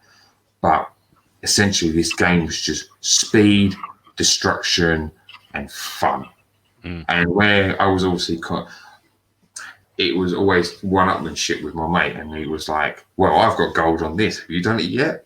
Yeah, I did ages ago. I'm on this still. Wow, I've got And it got to the point where I know to this day I cannot get past. I've got silver on I think it's a Ferrari F1 car, and I can't. I think it's a burning lap I've got to do, and I can't do it. I simply can't. I'm like maybe 2 or 3 tenths, or when I was playing it, obviously it's like 2 or 3 tenths of a second off gold, but I will not go on to the next bit because I have only got silver on this one. Yeah. So, but yeah, again, that's the right way to do it. Well, not necessarily. If you actually want to like see what else is there, you try and progress. Well, yeah, but I understand that mentality. If I'm playing certain games, I want to make sure that I get through with the best score possible. Even though I might qualify for the next level, I don't play the next level. It's like sort of hit the highest level. But for some reason, only on driving games, not on anything else. Anything else, I'm quite happy to just move on. But with the drive, I want to make sure I've got the beat my own times. It's I'm always competing with myself when I'm playing some of these games, which is quite a strange way of putting it. But now here's the question: have you played Naughty Bear yet? Then no. Well, then you need to play Naughty Bear, and you come back to me and tell me it's only driving games. Trust me, you'll be the same with Naughty Bear. Believe. I watched your video on that, so yeah. Oh, it's a good game, but yeah. But no, there's this with the PSP version. There is just so much packed into that small UMD. There is so much there. I mean, I'm not. I don't even think I'm halfway through it. But I've done, and I feel like I've done a lot. So again, what better time than to hone my skills then on a desert island? You know, I've got this game that I want to get gold medals on, and I'm not going to go until I've finished getting these gold medals. Well, it's portable. It's not going to weigh me down too much. I know you obviously used to supply it, but still, if I had to bring it, you know, or it wouldn't weigh me down either. So yeah, there's so much in that game. It's really well done, and yeah, kudos to those who made the game. And more importantly, when you get off your desert island, you can tell your mate, "Yes, I finished that level after all this, and I've done all these in the meantime." Yeah, and then they go, "I really don't care." Yeah, but it's a sense of personal achievement, isn't it? That's what he wants at the end of the day. You want to get one. I'm like you. You want to get one over on somebody else. It's just you know, I want to be a bit further along. It's like, have you done this yet? Yeah, I have done that. Yeah. Oh, okay. And just be a little bit smug about it. But yeah. He's a reason for a lot of my quite a lot of my gaming ventures, if you will. Yeah, me and him, there's so many good memories with him. I mean, I don't know how his mum and dad put up with me for so long, but I'm sure we'll get into that later. But yeah, he's a great guy, absolutely stellar guy. No, I mean that's it, isn't it? It's the friendships you forge through something like this. And I think a couple of guys I hung around with at school who still to this day are good friends. Certainly, a couple of those I probably wouldn't have become such good friends with if we didn't get introduced through other people who were playing games at the time. Even now, they still play games, not as much as they used to. They're not quite as interested, but they still dabble with it. So it's always, it's like me. I mean, I think I'm now at the level of beyond anything they could ever imagine, really. But mine's a collecting point of view rather than a gaming. They just sort of dabble with a bit of gaming here and there, and that's it. Yeah. The things have changed. Okay, well that's three of your list done. Let's jump back to your gaming history then. So we talked about the Philips CDI last of all. Yeah. See, again, I'm pretty sure the next one that we had in the house was the Mega Drive. Mm-hmm. And this is the first time I also come to realize the importance of backwards compatibility. Okay. Because with my Mega Drive, I did have the little housing for the Master System. So it's not a little housing; it's massive. It's a giant piece of welded plastic that goes in the top of the Mega Drive. It adds about 2 foot tall to it. It's a sort of giant piece of plastic that I love because they don't make stuff like that anymore. It's true. So, yeah, and I was lucky enough to get one of those loose about 10 years ago for a tenner. I actually went to an independent game shop up in Birmingham on the off chance that they had a Master System converter, because I thought if I find a Master System converter, I'm going to buy one. And lo and behold, they had one, price for £10. So I thought, great. Yeah, I have absolutely no idea how I got mine, but yeah, it was there. It was I was using it. I couldn't remember how I got it, but there you go. It was there. But yeah, with the Mega Drive, so comes a bit of story again, because if anyone has listened to me ramble before, I will mention the fact that when I lived down south, my mum and dad, they would like to take me and my sister shopping on usually a Saturday. As we got older and we knew the word no, it was, we don't want to go. But my dad would always say to me, look, take your money with you, we'll go to Good Maze and you can have a look at some games. Now, Good Maze had a cash converters there, and we still live in the golden time of them selling VHSs. They're in the bargain bin, but the VHSs still existed within cash converters. But they had these glass cabinets. Now, the glass cabinets, they would have Mega Drive games in, they had Master System games, but they had like a dot pricing way of doing it. So you'd have I think it was a yellow dot was like £5 to £8. Maybe the red dot was £8 to £15, or it basically went up in price. I was able, because I never had the I was never into the magazines, or I was never into, well, not never into, but I was never exposed to the magazines. They never made a they never got injected into my life at this point. So I was not one of these ones who went through Games Master, for example. I never had a Games Master magazine. I knew the program, obviously, but I never had the magazines to go, this game comes out here, so you could be interested in this game. I never didn't do that. So literally it was, what does the box look like? What does it say to me on the back? Am I interested in it? And fortunately for me, I had that sort of experience. So games I might not pick up now, I picked up back then. So games such as Olympic Gold. Yeah. Oh, it is a fantastic game. But it's so cheap. It's so cheap and readily available nowadays. Yeah, it's brilliant. Archery is still one of my favourite events on that game. Yep.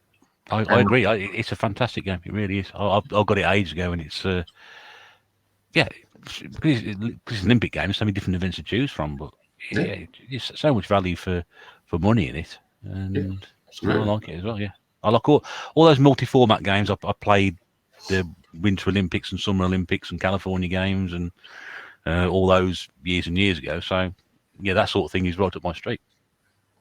Again, if I'd been interested in the magazines, I might know what the high-end games I should be looking for were, but I don't. So again, Alien Storm, a game that maybe now, if I had been influenced by magazines, for example, I may have missed. But because I wasn't influenced by magazines, because I had no idea at all of any new release or whatever, I bought Alien Storm, and Alien Storm is again another brilliant game. It is. You select one of 3 characters, and essentially you have to wipe out the aliens. But not only does it goes from being a simple eliminate the aliens on this stage to then inside of a store for you to try and regenerate your health and maybe and shoot all of your monsters that are inside the superstore. So then you're moving on this fast-paced running stage. There was variety to this game, and I think I benefited more from not knowing what was out there, so I had this free choice. I know it sounds daft to say you have a free choice, but whether it's subconscious or whether you allow yourself to, you are essentially dictated by someone who tells you if it's a good game or a bad game, because they are supposed to have played it before you do. So if they said to me Alien Storm was shite, well then I see Alien Storm and I'm going to pass it by. I don't think many people thought it was shite. They probably thought it was just an average game. But the point is that now again, nowadays, if someone says to me, well, this game you should avoid at all costs, I probably will avoid it at all costs and go for a game that maybe I've heard of that is supposed to be better. Yeah. Whereas back then, obviously, like I said, I wasn't influenced like that. It was, can I see that game, please? Yes, you can. Is that something that interests you? Yes, it does. Do I have the money for it? Oh, Dad, you got a couple of quid? Maybe I can add to this game. Yeah, no problem. here we go. And again, it kept me entertained for hours, you know. So there you go.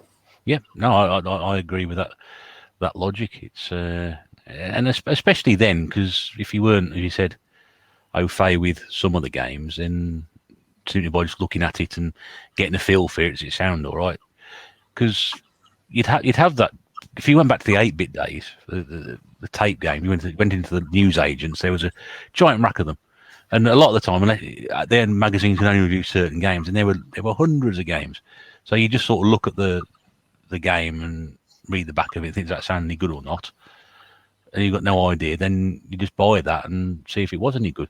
I use that basis now. When I started collecting PlayStation 2 games, I didn't got a clue what half the games were. I just looked at the front cover and thought, oh, that looks different, or you know, that looks interesting. I'll just buy it, you know, because they're 50p a quid. I thought, well, it's not going to cost me a huge amount of money. I'll just base it on the fact the front cover looks interesting. Yeah, amazing. It's incredible how you see things. You know what your eyes and what your brain computes. I mean, what it retains and what it holds and what you feel you should or shouldn't do is amazing when you have that sort of uninfluenced biasry towards anything. You know, like, you know, nowadays we are blessed and kind of cursed in the same way. Like, you know, we've got so many people who put fantastic content out, but you know, you can be heavily influenced by those. I mean, I have been, you know. I remember the days when I went back to collecting, you know, I would collect a game that I want without a manual. Yeah. Now, would I touch the same game without a manual? Probably not. Depending on obviously what system it is. But that's the thing, you know, it's those sorts of things where, you know, I'm young, I'm naive and whatever else, but I'm making these decisions for myself without at least thing at the back of my head that says, well, maybe you should be considering this. Yes, I very much agree. And your habits change. You said now, 5-6 years ago, even 5-6 years ago, I'd have bought something just because it was there. Now it's like, has it got the first thing to check is, has it got the manual? Yeah. You know, it depends what system. You know, is everything here that should be? Yeah. If it isn't, then I'm not interested. I don't care if you've got it, and I haven't got it. I don't want it. It's crazy, isn't it? It's absolutely bonkers. Yeah, it's how you change over time. Like in so many different ways. We get worse at playing games, and now we'll only buy games with all the bits there that we want to go with. Yeah, it's absolutely crazy. We've increased our standards. That's what it is, my mate. We've increased our standards. It just boggles my mind. I mean, you know, again, it's just I don't like. I think I said to you before, I don't like to think I'm influenced, but it's hard to argue when you look at things retrospectively to say, well, actually, back here was when I wasn't influenced because there was nothing influencing me. But now I've got all of this knowledge and I deal with it in this way. Oh crap! I really am influenced by all these other things, you know. I've had that conversation many times with myself. Yeah. It's crazy. It's crazy. Yeah, it is absolutely bonkers. Well, I think from the Mega Drive, I'm going to have to move on to my most nostalgic console ever, period, in my life. And this is going to cause us to have a little argument. Well, it's a little argument. I'm mostly in favour of this system. But there's one part of it I just don't like. I know some people are dead against it, full stop. So, in terms of having an argument with somebody about this, you're probably picking the person to have you're probably going to give you a reasonable argument for it, and then other people are just sort of like, don't. I'm pretty sure they can more or less guess what we're talking about. But well, we're going to talk about the N64. We'll talk about the N64. We are going to talk about the N64. Yep. Now, I've got to say, straight off the bat, this for me is where advertisement was done absolutely spot on by Nintendo. Because I don't think in my young years I've ever seen Nintendo advertise a system quite like they did the N64. Yep, that's my personal opinion. And I do think that if Nintendo put as much effort as they did with the Nintendo 64 into possibly the rest of their consoles now, maybe they wouldn't be in such a situation where they are possibly thought less of than Sony and Microsoft. Not saying they sell less than Sony and Microsoft, but I think the Switch is somewhere near, if not obviously selling more than them, but they're not, Nintendo aren't really thought of as the main competition. Mm-hmm. You know, but I still remember the adverts. I know I bugged my dad about getting an N64. This was a birthday present. I know I bugged it. But I know I was watching like Nickelodeon, Cartoon Network, but you're in between. You're seeing how hard they wanted to push the N64, the positives that they were getting. I mean, you had Mario Kart. You could play 4 players. You got these things that just like kind of popping out the screen at you, like, yeah, you need to buy this, and I'm like, yes, I need this in my life. You know, it essentially did that for me. Yeah, so, I can see the influence, because it was very, very. But I think they needed to heavily advertise at that point as well, because the success of the other consoles around them, particularly the PlayStation, when they really had to sort of push the N64. So it was visible, and I like you. I remember seeing the adverts at the time, and it obviously works. I knew at least 5 or 6 people who got N64s when they came out, and the Mario thing was the massive push on it. Look at Mario 64, just what that game could do, the complete sort of 3D environment, and I remember saying, "Wow, that's great." It just sells the console. Yeah. Well, because when I got it for my birthday, I wasn't in this, and we will move on to kind of my other influences around where I lived at the time. But I wanted Mario Kart 64 more than I wanted any other game. But it wasn't because of what it could do, it's because of what I had on offer. So down my street, I'm pretty sure I was the first one who had the N64, but I knew I could play with 3 other people. So if I had 4 controllers, I could have friends around my house and we could play Mario Kart 64. So that was a strong basis for me of wanting Mario Kart at the time. So when I got it for my birthday, got a controller with it, got a third-party controller with it, and obviously at the time I had my sister to play with. Can you guess who had the third-party controller? Hint, hint, it wasn't me. But no, once I had birthday money, I think I bought a couple of controllers, and so at some point down the line, I would have got GoldenEye after that, or maybe a present from someone else. But I know that how excited I felt, and I still feel that excitement talking about it. You know, the N64 for me was just, it will forever hold a powerful moment within my gaming life. You know, it was the second console I owned personally. Although we had the Mega Drive, you know, in our house, the N64 was given to me as a present, so it was mine. And yeah, the 4 controller ports, they were a game changer. You know, instead of just having 1 friend around, I could have 3 friends around.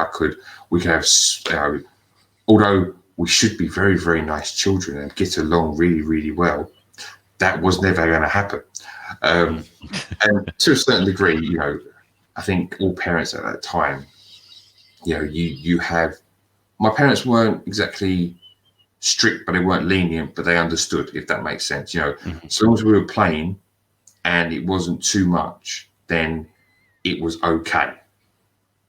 I suppose that's the best way to put it. I mean, my mom and dad didn't enjoy me swearing when I was younger, and it wasn't encouraged, but I think they just understood that we were, you know, young and having fun. Yes, having fun and enjoying yourself in a very expressive manner, I expect. Yes. I mean, to be fair, I mean, I wasn't, when we were playing games, again, so I'll get onto it a little bit later, I wasn't always it wasn't always at my house. So there was a lot of people who had a lot of different gaming consoles where we could go from place to place. So, and in my mind, I think it was at a whole different time to what we are in now. But yeah, with the N64, you know, I play games. Again, I've mentioned Mario Kart, mentioned GoldenEye. We had the odd job argument. Of course, everyone had the odd job argument. You play GoldenEye.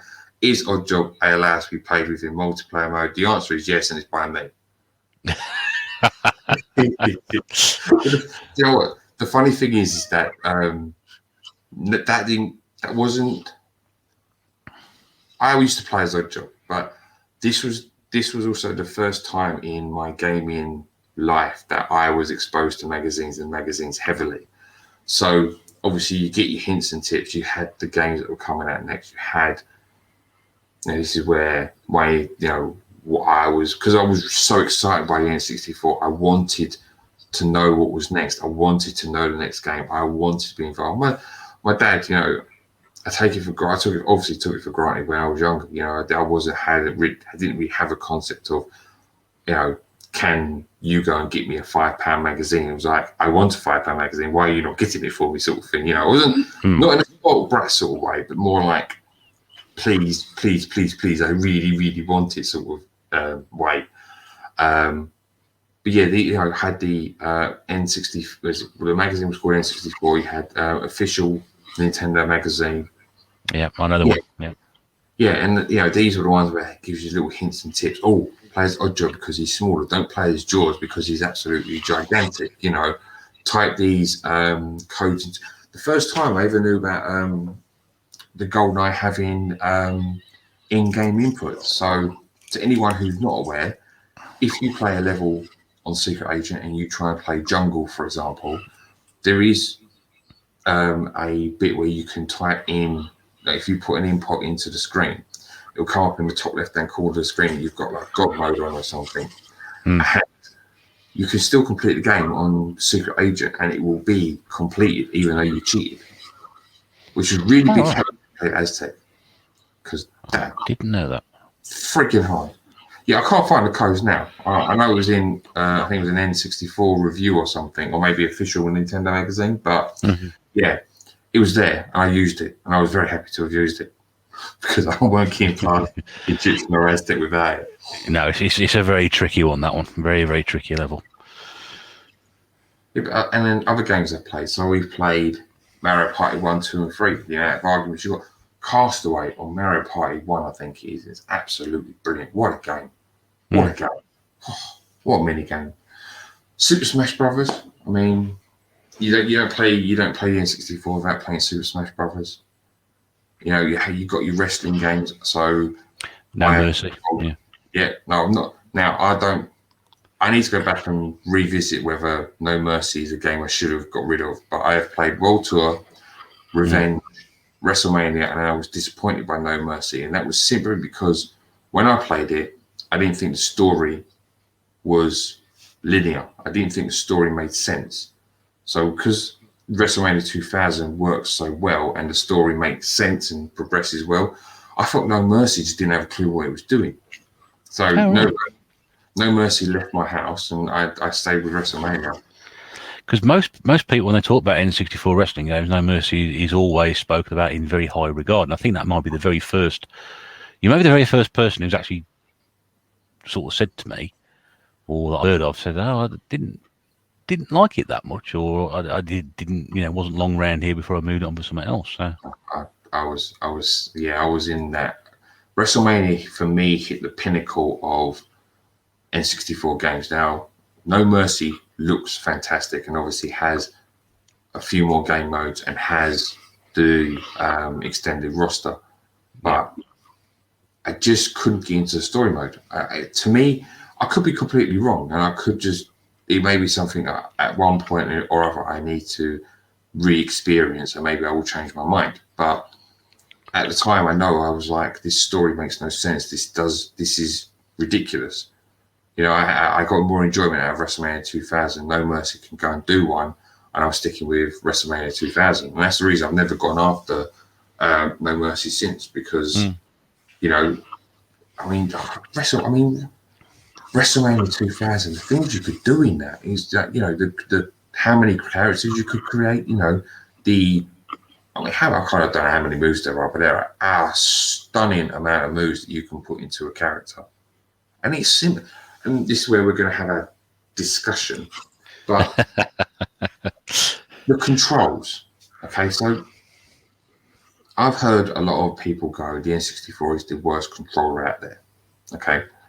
But in the same vein, a lot of people say that the best games are Super Mario 64, Mario Kart, Super Mario Kart 64, Donkey Kong, Perfect Dark, what other games we've got? And there are other games that, where people will say that these games are brilliant. You cannot have a brilliant game without the controllers being spot on. You cannot look back on a retro game and say this game is fantastic, without the controllers being spot on. So if you have an issue with the N64 controller, they must have done something right for you to have a nostalgic, retrospective approach to a game that you say is in a top game for that system. You can't have that without the controls being spot on. Do you see what I mean? I do. I think you're making an incredibly valid and very well made point. Should anyone play Top Gear Rally, I will accept the fact that controller does not sit well, because the problem you got with Top Gear Rally is it uses the D-pad. Now, the D-pad sits just above the curvature of your finger on the left-hand side. So it uses that bit that you don't use often. And it feels really awkward because the pad then starts to feel like the Xbox Duke to a lot of people. But when you are using the N64 controller, right, you're basically got your thumb on the toggle stick. You've got your index finger on the trigger button, which is the Z button, and the rest of your fingers sit so comfortably under there. You've only got to worry about that. Now, what I think the problem people have with the N64 is because when they go back, they haven't got that second toggle stick. The C buttons work as the second toggle stick, but because of where the rest of your fingers lie, your thumb is able to travel a very good distance towards A, B, C left, C right, C up, C down. And it's very, very comfortable, very cumbersome to be able to do that very easily. And the controls just work. You can't have a good game without controls just working. It's like saying you're playing Call of Duty Modern Warfare and the only thing you can do is use one toggle stick and you're running around, but you tell it's a good game. If the controls don't work for it, it can't be a good game. No, I agree. The issue I have, and I'm going to be, for people obviously who can't see this, because I'm just sort of got a controller out and I'm showing Feed Me Chicken exactly. The big issue I have is my hand is there, right, on the far left hand side of the controller, and my thumb is having to go there. That's quite an extension. Why? But where is your hand there? What are you doing? Put your hand underneath put your hand in the middle. Yeah, but it don't feel right. It does not feel right. Oh, see, that's the problem, right? Yeah. That is the big problem, right? You play a game, you go and play Goldeneye for about an hour, like that, like I just showed you.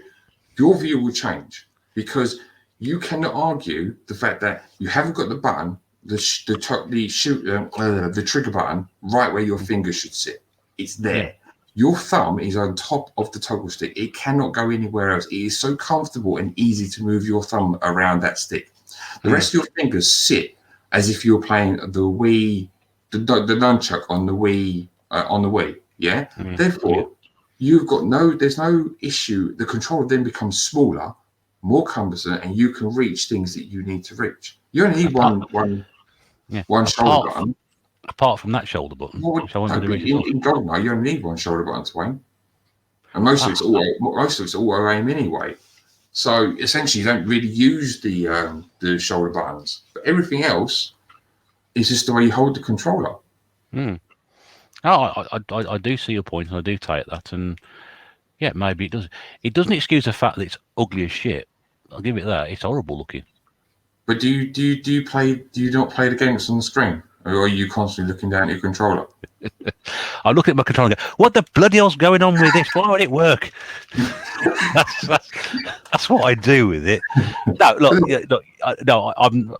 you make some great points there. I hate the controller because of how it looks, and sometimes I just can't imagine what they were thinking when they made it. But I agree with what you're saying.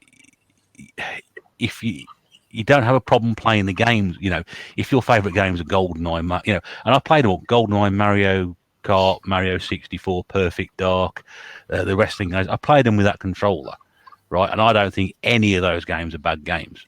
No. I just don't like the controller. I just. But the reason you just showed me how you hold the controller, which absolutely just blows my mind. Seriously, my little chicken feed brain's just exploded inside. I don't know how you can play the game holding it like that. I mean, no wonder you don't like the feel of it. I tell you, you do me a favor. You play any game, in fact, play GoldenEye, half an hour, hold it the way I told you.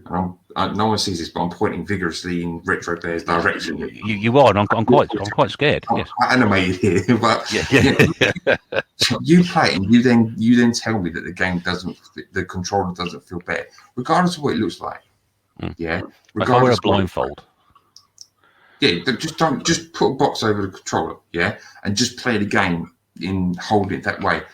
The controller isn't the issue, because you can't have these great games without the controls being spot on. You cannot speak highly. GoldenEye cannot be GoldenEye without strafing being correct. And the C buttons work as a second toggle stick. It's what people are used to now. Now, I will be honest, I struggled because I think I went from the I was playing N64 a lot up to the point of everyone moving on to the Xbox 360. Although I had experience with other games, the Xbox 360 was really double toggle stick heavy. I struggled to adjust to that. So I was one of these people who just started shooting the sky for no reason. There's no enemies up there, but I couldn't get used to it. But essentially, you cannot. My bottom line is, and I just keep repeating myself, you can't have a good game. You can't have a game you look on fondly if the controls are just crap. Well, your control is what you hold in your hand. If you're not, obviously, I disagree with the way you hold your controller. It's not the I'm going to have to put a graphic up. So I've got to put a graphic up while we're talking, while this is running over, so people can see how I'm holding the controller. Yeah. And they're probably going to be sitting there thinking, Retro Bear, you moron, what are you doing? And they're probably agreeing with you. They'll be agreeing with you. But like I said, to hold the controller that way for some reason seems wrong to me, because I've got another bit over here I feel I should be holding on to. Yeah, no. Yeah. I mean, don't get me wrong. I know a lot of people say that, there's a lot of grit that builds up in the toggle stick. Yes, that's true. And you do get essentially Joy-Con drift in the N64, which is easily cured if you just take controller out, put your controller upside down on the floor and have the stick pointing the other way, leave it about a few minutes and then put it back in. It will work fine. Yes, it does have that problem. But essentially, bottom line is you cannot have a good game. You cannot look fondly on a game if the controls don't work. It's a point very well made and very vigorously made. You again missed that there. He was gesticulating and pointing at me again. So I do apologise. Sorry. No, that's fine. That's fine. You can. Like I said, I'm not disagreeing with anything you said there at all. So I will see how I get on. I will try it in a different fashion, and I appreciate that. See if I can do that. No, that's the least I can do. And besides, I'm a little bit scared now, so I will do it. And you know where I live because you sent me stuff, so you got my address. So I will carry on. Let's move on from that and jump back to your gaming list, because we just talked about one of these games on that list anyway. And again, I don't think we've had this system talked about much, and I think this is the first time this game has come up, and I'm interested again to find out why it's this one particular game. And it's a handheld game. If you'd like to tell us what it is. Handheld would be Mario Kart Super Circuit. Super Circuit on the Game Boy Advance. On the Game Boy Advance. Now, why is this one on? A lot of people take these.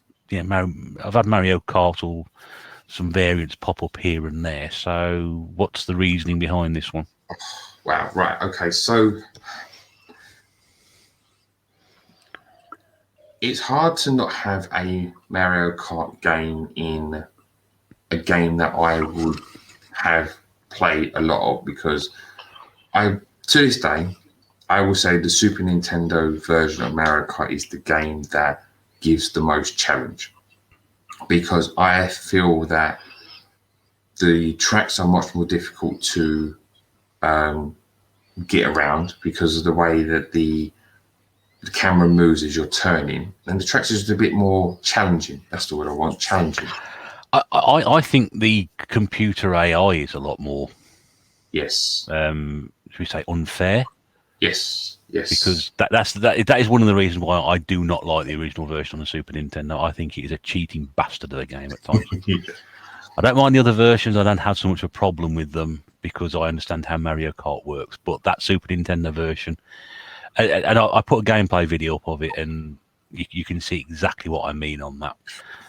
I'd say probably about the one particular race I lost. I think 30% was my fault, but 70% was definitely the console.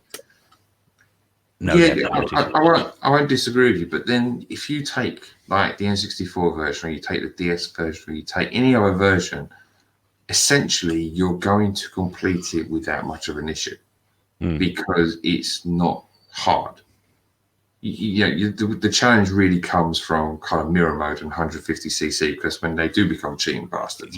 Yes, but if you're used to that from the Super Nintendo version, then you really are just going to wipe the floor with. If you, I feel, and it's my own opinion, obviously, but if you line them all up in a row, and if you ask people what's going to be the most challenging after they played it, it's going to be the Super Nintendo version. And I feel that's when you get more replayability out of a game. Now, the reason I chose the DS version is because of how much they've got on that cart. So I feel it's got the Super Nintendo's not difficult. I'm gonna say sense of difficulty about it because they've got that jump motion. So in one of them, you're up in the clouds, and it doesn't do it does a really big jump like the Super Nintendo before it starts to turn. Well, on a thin, narrow track, that's absolutely pointless. But if you want to get the best scores, because you can get it gives you a rating. I think 3 stars is the best. Yeah.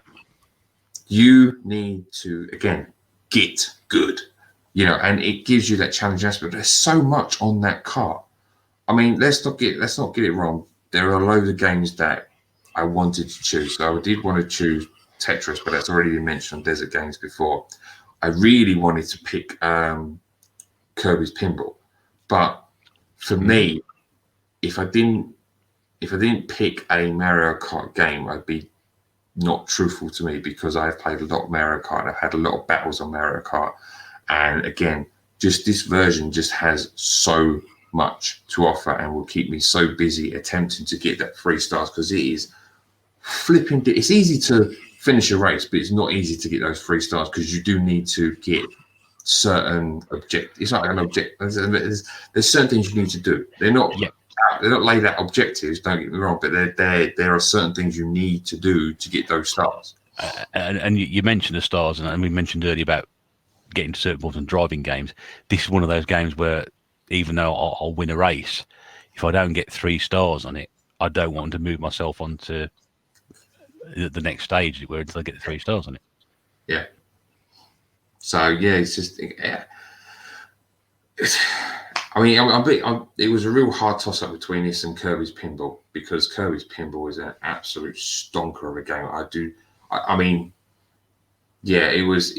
But again, if I didn't have a Mario Kart game on this list, it would be a big disservice to omit it from my list. So, here it is. Yeah, it's a good choice. I'd probably be a hard decision not to take a Mario Kart game, even though I'm not a massive fan of the earlier games in the series. It's a series that I've grown to love and appreciate, and I do like the more modern version, but the Switch version and the Wii U version. So I'm quite happy playing those and enjoy them. So, but it's one I've not played, so I'll have to perhaps try and track down a copy of that. But it's the right sort of game for you. You want something like that, a bit of a challenge, like you said, to be able to progress and get the 3 stars and go from there. You set yourself little goals to complete it and to take it with you. It's the ideal opportunity to get there. So, yeah. The thing is, I think with this version of the game, and it's just my opinion, but like I said, it's got the difficulty aspect from the Super Nintendo and the driving. I mean, I really hate that big jump into a turn. That does my nutting completely. But you still got to battle that element, but it also gives nods to the games that come before. I don't know how many tracks there are. I'm pretty sure there's a lot of influences between. But it has new tracks there, but it has the tracks of old as well. So it's got your nods to the Super Nintendo and everything else in there. And it's just, for such a tiny cart, there's so much there. I mean, value for money, if that's a thing, comes in spouts in this game. It really is. Yeah, you get that with the DS version, Mario Kart's. I think Mario Kart DS, I think it is, or 7. Yeah, it might be one, I don't know. But yeah, the amount of stuff they cram onto these tiny little cartridges, and as you said, the level of number of tracks and options, and yeah, it's just fantastic. It really is, and that's a good choice. It's a good choice. I'd have to try and pick that myself at some point. Let's move on to your 5th game, because again, I'm excited because it's a game we've not had before. I think it's a game that anybody listening to this has probably at some point in their life it's at least seen a copy of, possibly multiples of at the same time. And this is probably the most common game on this system. And yet it gets hardly any love, and that's a real shame, because I'm obviously not the famous YouTuber, and I'm never going to be one. But if you had a hidden in plain sight gem, this has got to be one of them, because it's just absolutely mental. I've got it. I've played a bit of it, but I must admittedly it was some time ago. But go on, tell everybody what it's all about. Choo Choo Rocket on the Dreamcast. Yeah, Choo Choo Rocket. Everybody at some point has seen a copy of Choo Choo Rocket, and more than likely gone, "Oh, not Choo Choo Rocket again."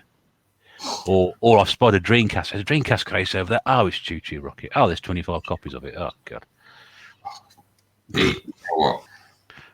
I gotta be honest, I'll probably be like everyone else. I mean, if you're talking Dreamcast, you're probably thinking Crazy Taxi or Fighting Vipers or Quake 3 Arena or something along those lines. But Choo Choo Rocket, if you're stuck on a desert island and you are, the first time I got real enjoyment out of this game was when I did play it 4 players, because so much happens in such a short space of time.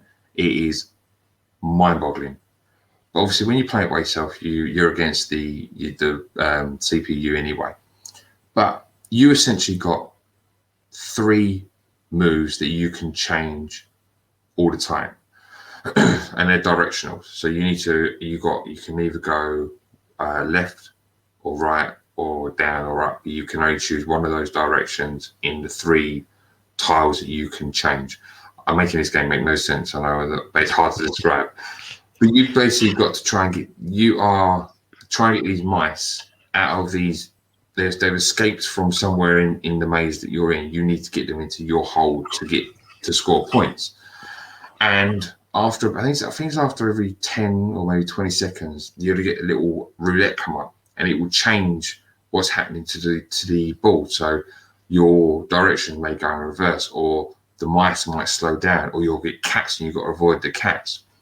But there's so many different variables that happen within your tile, and it's essentially a puzzle game, that it just makes it fast, it makes it frantic. You've got to think on the spot. The music, the music is something that gets me. So I don't know if you played it enough to know. When it says not as much as you are by the sound of it. So, or if you get the thing that says slow down, it doesn't just slow down the gameplay; it slows down the music. So you start to hear this. But it's those sorts of things where you wouldn't think it would work, but because it enhances the game and kind of illustrate what it's trying to achieve, it works. And again, it's one go back to the Amiga. It's simple gameplay. I don't know how many levels there are. I don't, but there seems to be a lot. Yeah. And there's nothing wrong with having something simple if it works well, and it works well, and it keeps you hooked, then why the hell not? Yeah, and this is exactly what we said about Pac-Man and Space Invaders and Frogger, didn't we, ages ago? Yeah. And it's got massive replayability because if you it's again one of those ones. Well, I've got to this puzzle, but can I get to the next one? Can I get to what is the next one going to do? And it's just. I think what happens with Choo Choo Rocket is that the cover doesn't necessarily show off the game. Yeah, but I agree with that. It's not as you mentioned earlier about if you didn't know much about something, would you buy that game based on the cover? Yeah, probably not. And I think also doesn't help is the fact that it's such a cheap game as well. So when because I don't know, this could just be me talking completely out of my ass, but when you talk about a Dreamcast game, you are essentially, your head kind of goes, oh, it's a Dreamcast game, it's going to be expensive. So if it's expensive, does that, should that be then a game that I should be looking at? Does cost represent the game I'm getting for a Dreamcast game? I think that's what happens. And then you start to overlook games that may be cheaper because you don't think they're any good. Yeah. And I think that's where Choo Choo Rocket falls into, because let's face it, you hear a game, Choo Choo Rocket, and if you don't actually know anything about the game, are you thinking of a train? Are we thinking of a vast train here? I think of trains in space. Exactly. So, are you thinking, oh, I'm a bit confused already? Then you see the cover and it's just basically kind of a really big mouse or kind of looking like it's running away. Well, yeah, it's not called Tom and Jerry, so I'm not going to go there. Oh, it only costs £5. We've got to be a pile of shit. No, it's a game that if people own a Dreamcast, they should at least try it out. Make your judgment for yourself. And believe me, if you've got 3 other friends and you've got Choo Choo Rocket, you're gonna lose a couple of hours before you know it, because it is just so funny. Because you are frantically trying to get these mice in the hole. If you are fast and logical, maybe it's not going to be for you because you can work out before anyone else does. But if you're kind of just up for a bit of fun and you're not in that mindset of being fast and logical, then I think you're going to get a lot of enjoyment out of the game. And I think the factor in it will be surprise. Yeah, and I think those are very well put words about the game. If you've got a Dreamcast, you need a copy of this and to experience it. So if you see it cheap enough, then don't ignore it. Pick it up. Yeah, definitely. You'll be surprised. Yeah, we're not going to use the HG word because that gets thrown around an awful lot for stuff which isn't. But it's one of these much maligned games for the wrong reason. And I think everybody who's had a Dreamcast must have had a copy of this at some point.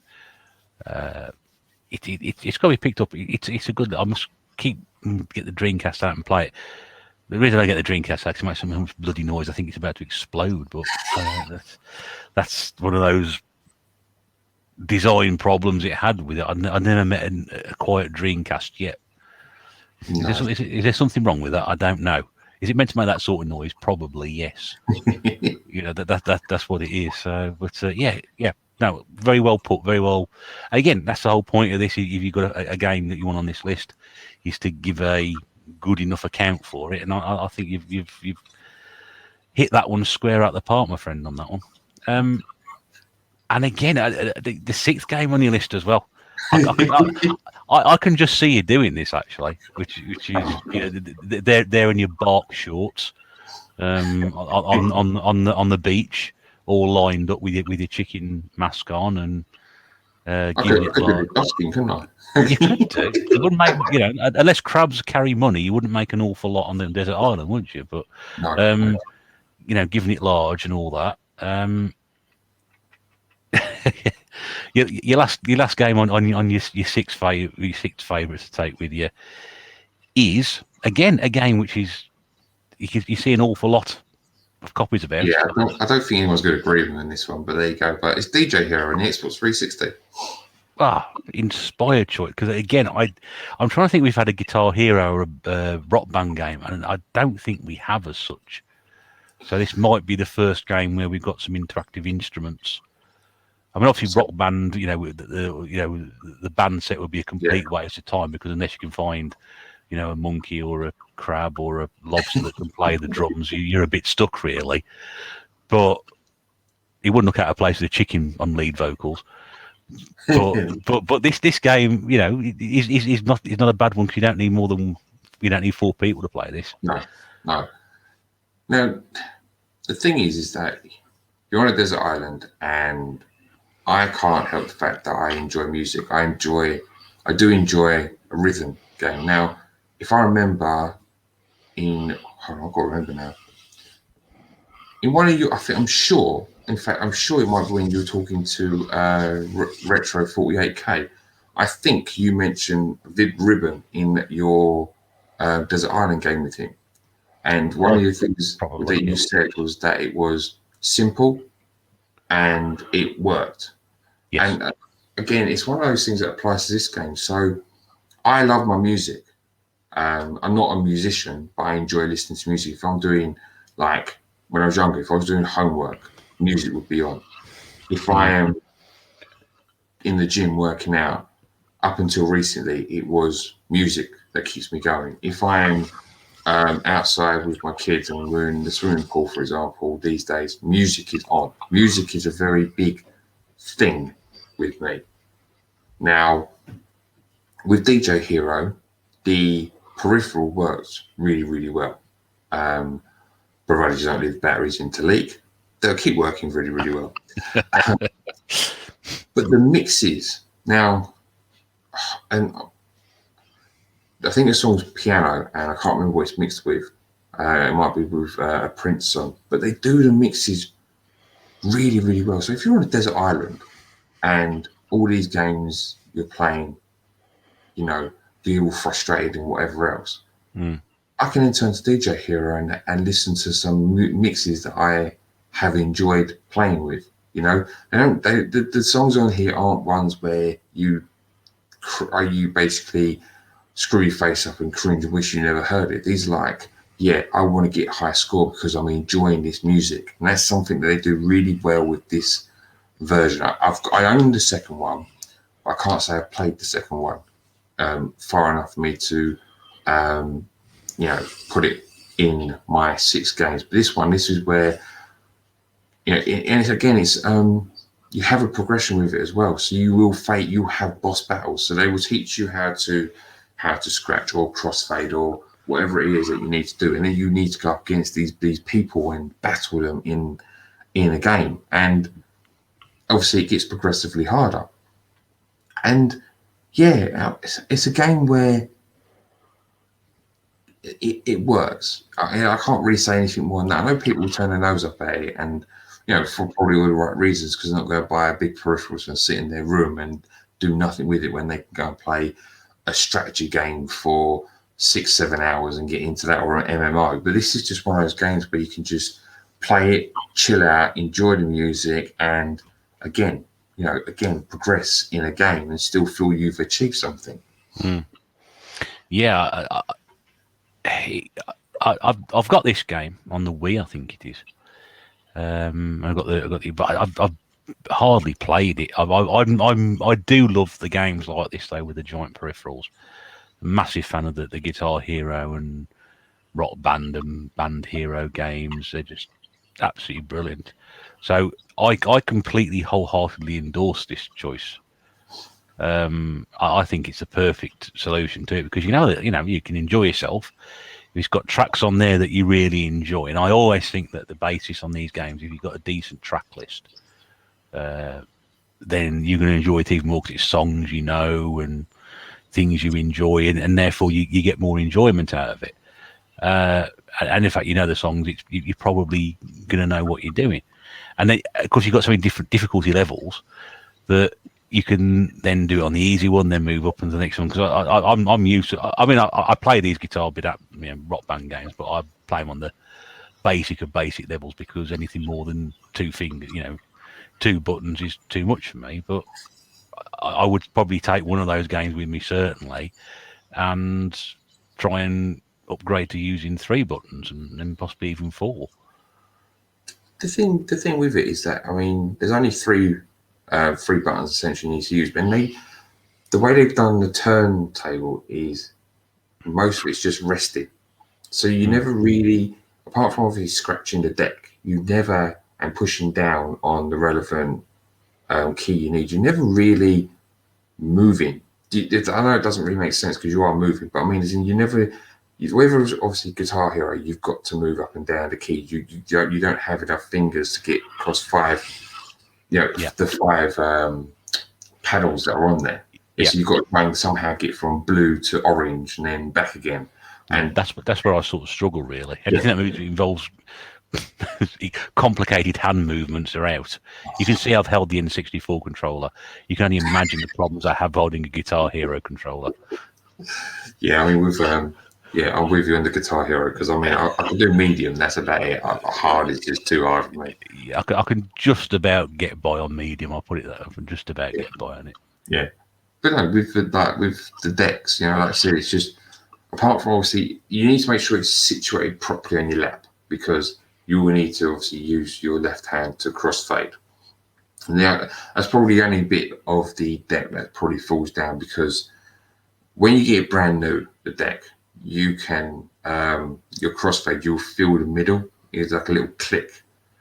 But as you obviously move it more and more, that click becomes less noticeable. So sometimes you can be over fading on one side and not even know that you're on the wrong side, which is really quite frustrating.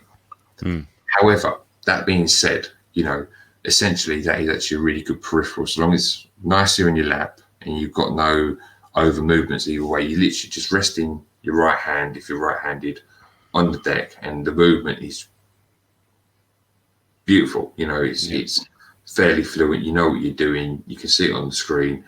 It reacts quite well. And again, the crossfade, all you need is for your left hand or the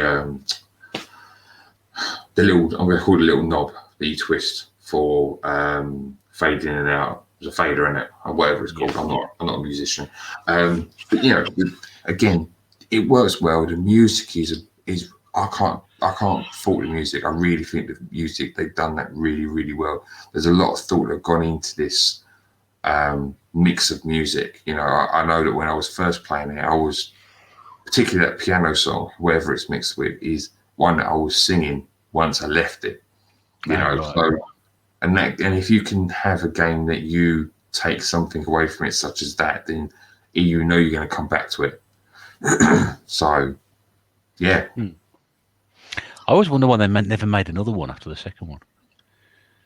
I just probably the same reason they didn't make the N64 controller like that again. Well, I thought it sold pretty well. From they wouldn't have made a sequel to it if it hadn't. I think it's more of a novelty thing. Like the first one was, the Guitar Hero came out first, didn't it? And then it was Guitar or Band, World Tour. Then I think the decks came out, and then obviously while it was all hyped on that bandwagon, and then it just kind of died, didn't it? Really, people's interest just dwindled out, and something else probably came out that was even better than that. So yeah, it's never really recovered from that sort of drop off, and I know they tried to bring it back with the rock band. Guitar Hero Live, I think it was. I think they killed it at the same time, didn't they? The what? Sorry. I think they killed it at the same time though, because wasn't that just online only? I'm not sure. I never got into that one. And then of course you had the Rocksmith series of games, which were more designed for people who wanted to play guitar rather than pretend to play guitar. Obviously, that sounds far too complicated. I have actually got somewhere the keyboard for Rock Band 3 on the Wii. Oh, nice. Which I've never actually used. So I may give that a go. Because I did buy the Rock Band set at a car boot sale. So I bought the drums, there were 2 guitars. They didn't have the keyboard with it, but they had... I thought, great, finally. The usual answer I got from Mrs. Bear was, where are you going to put that? Even though she was one who encouraged me to buy it for £7. So we got it home, and then I found out I needed all the dongles to go with it, and they ain't got any dongles, had they? So it all ended up in the skip. God. It was a bit of a shame, really, because you just can't go around buying a loose dongle on eBay. It don't work like that. You've got to have all the proper stuff with it. Of course, at the time, I didn't know I needed the dongle to use all these equipment. Even though I did actually own a Rock Band game, Guitar Hero game, which requires me to use a wireless controller dongle. So there we go. We live and learn, don't we? But I think it's a fantastic choice. Good choice. Here's a question for you though: if you've played Guitar Hero and you've, I'm assuming you haven't played Rock Band then. Oh, I've played Rock Band. Yeah, I've played Rock Band. Yeah. Do you feel that there is a delay on Rock Band as opposed to Guitar Hero? What I mean is, like, the Guitar Hero is more responsive to your strumming of the keys, as Rock Band seems to be slightly more delayed, that you need to strum earlier. My answer to that question would be, I would probably say Rock Band feels a little bit slower. I'm not sure it's a timing issue. It just feels, if I was playing Guitar Hero for a bit and then put Rock Band on, I would probably struggle with Rock Band a little bit for the first couple of goes until I got into the swing of it. If that's what I think you're getting at on that one. Again, it probably depends what sort of song you're playing. But then again, my dad's a guitar. My dad plays guitar quite a lot, and nice. When I first got Guitar Hero Aerosmith on the PlayStation 3, he sort of had a quick go at that, and he could see the concept, but he said it's not for people who want to play guitar; it's for people who can't play guitar. I said, well, that's what it is. Yeah. You know, I can't play the guitar. You can play the guitar. I thought it'd be good to see what you can do. And he said, well, he said it's all right. He says, but it's not like playing a proper guitar. Well, of course it isn't. But these strings on it for a start, is I can say that. I don't know. These people want things correct. I think maybe if I got him a copy of Rocksmith, he might improve his opinion on this. I don't know, but I don't want to learn to play the guitar, so it's a bit of a waste of investment for me, that one. But yeah, that's a good choice. DJ here is fantastic. We are getting a bit pushed for time, my friend. So let's jump back to your gaming history. There's certainly one story I want you to get in here, which we mentioned about Quake, which I think I'd like you to factor that one in at some point. But I will speed this little section up, because obviously I ramble quite a lot by the looks of things. So what I will say is, I have been, in my early life, I was blessed with knowing consoles. So I didn't own them, but I was aware of them. And this kind of helped me with my problem that I have now, if you like. So let me just ramble them off. So I have been in contact with a Super Nintendo.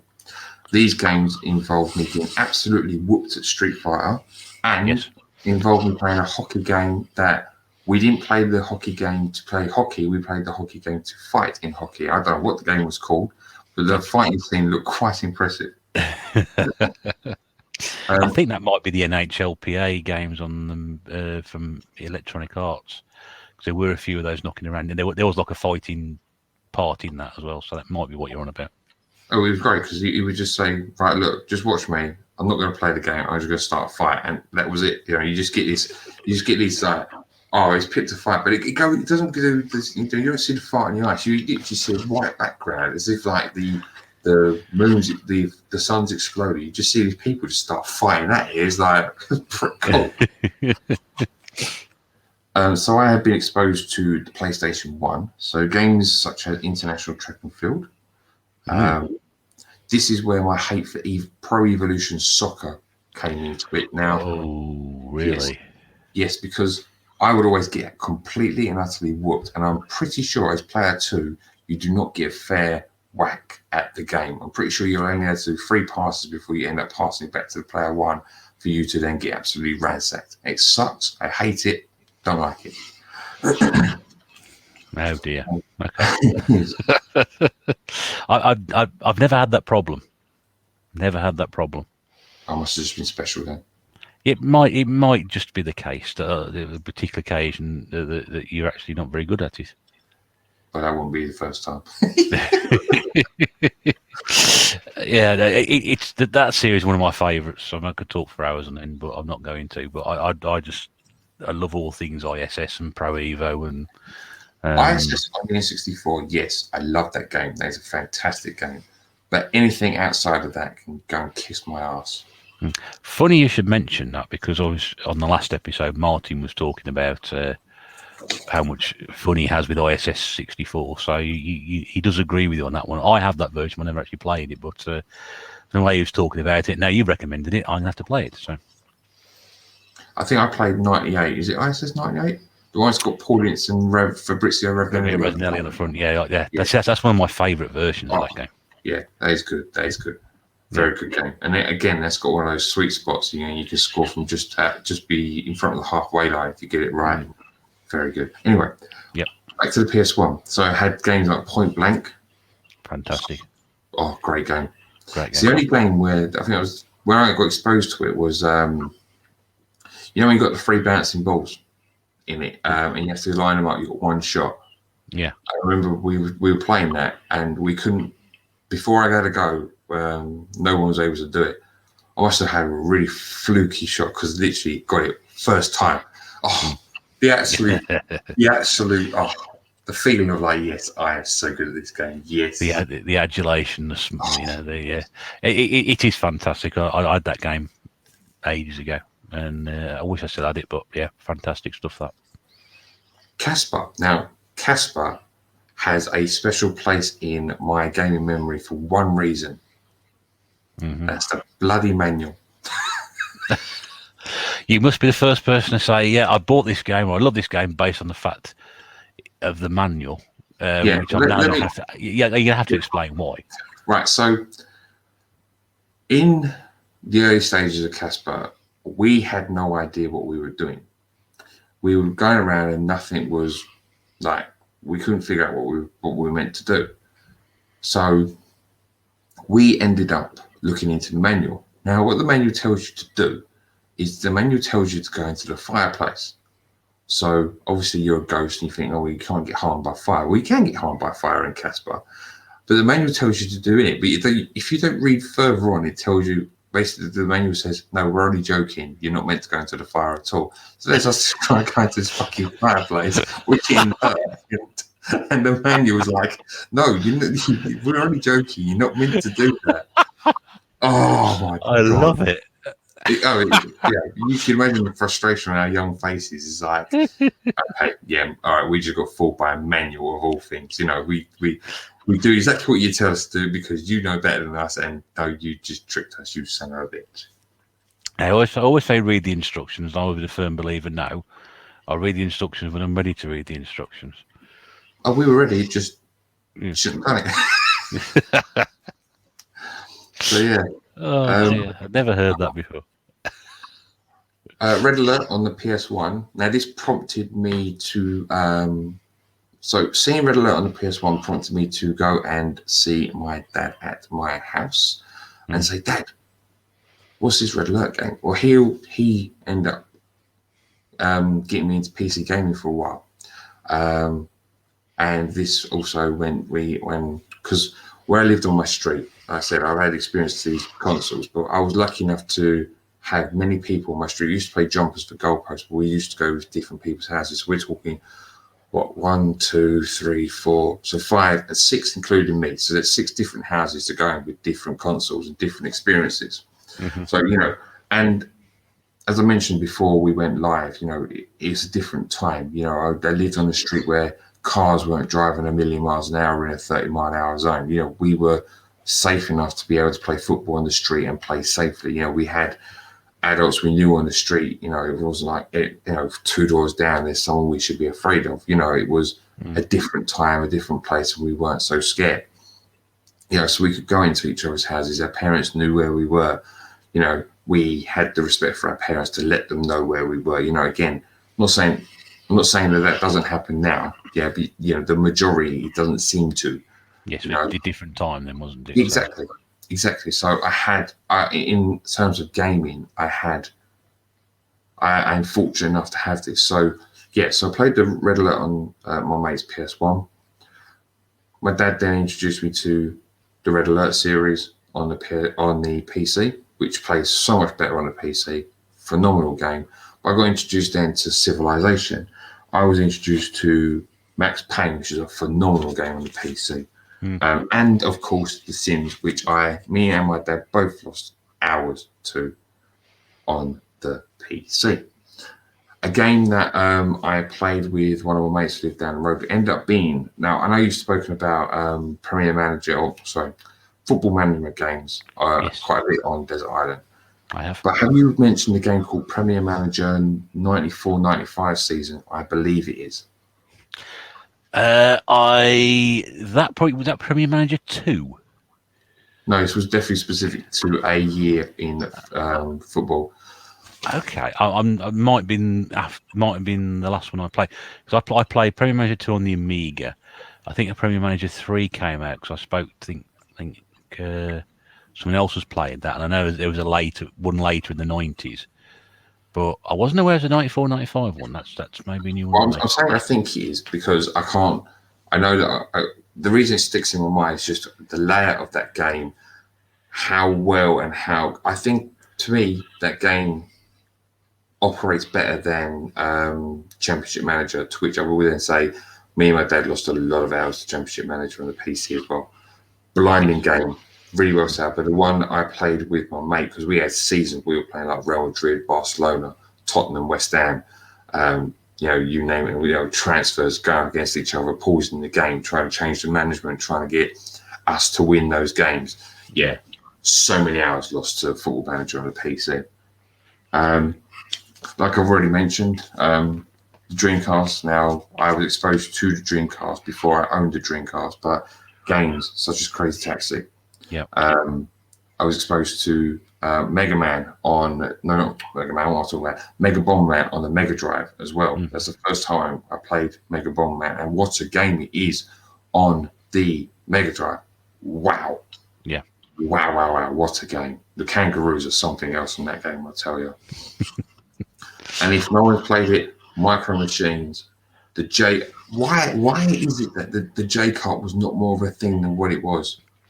I can't understand that. I think it was absolutely fun, so innovative. I like seeing innovation in gaming, and that was, well, it's only the Mega Drive only comes with 2 ports in the front. So how can we incorporate more players to it? Oh, let's stick a couple of ports onto the cartridge. What a brilliant idea that is! Yeah, superb idea. It works so well for Micro Machines, and I never played it, but is it Sampras Tennis it's got it for as well? Yeah, P. Sampras Tennis, yeah. Yeah. Why was it not?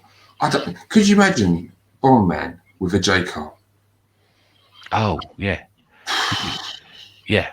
And the thing is as well, that you had to wait until the N64 came along to have a system that actually had 4 ports on the front. I know there was the tap for the PlayStation 1.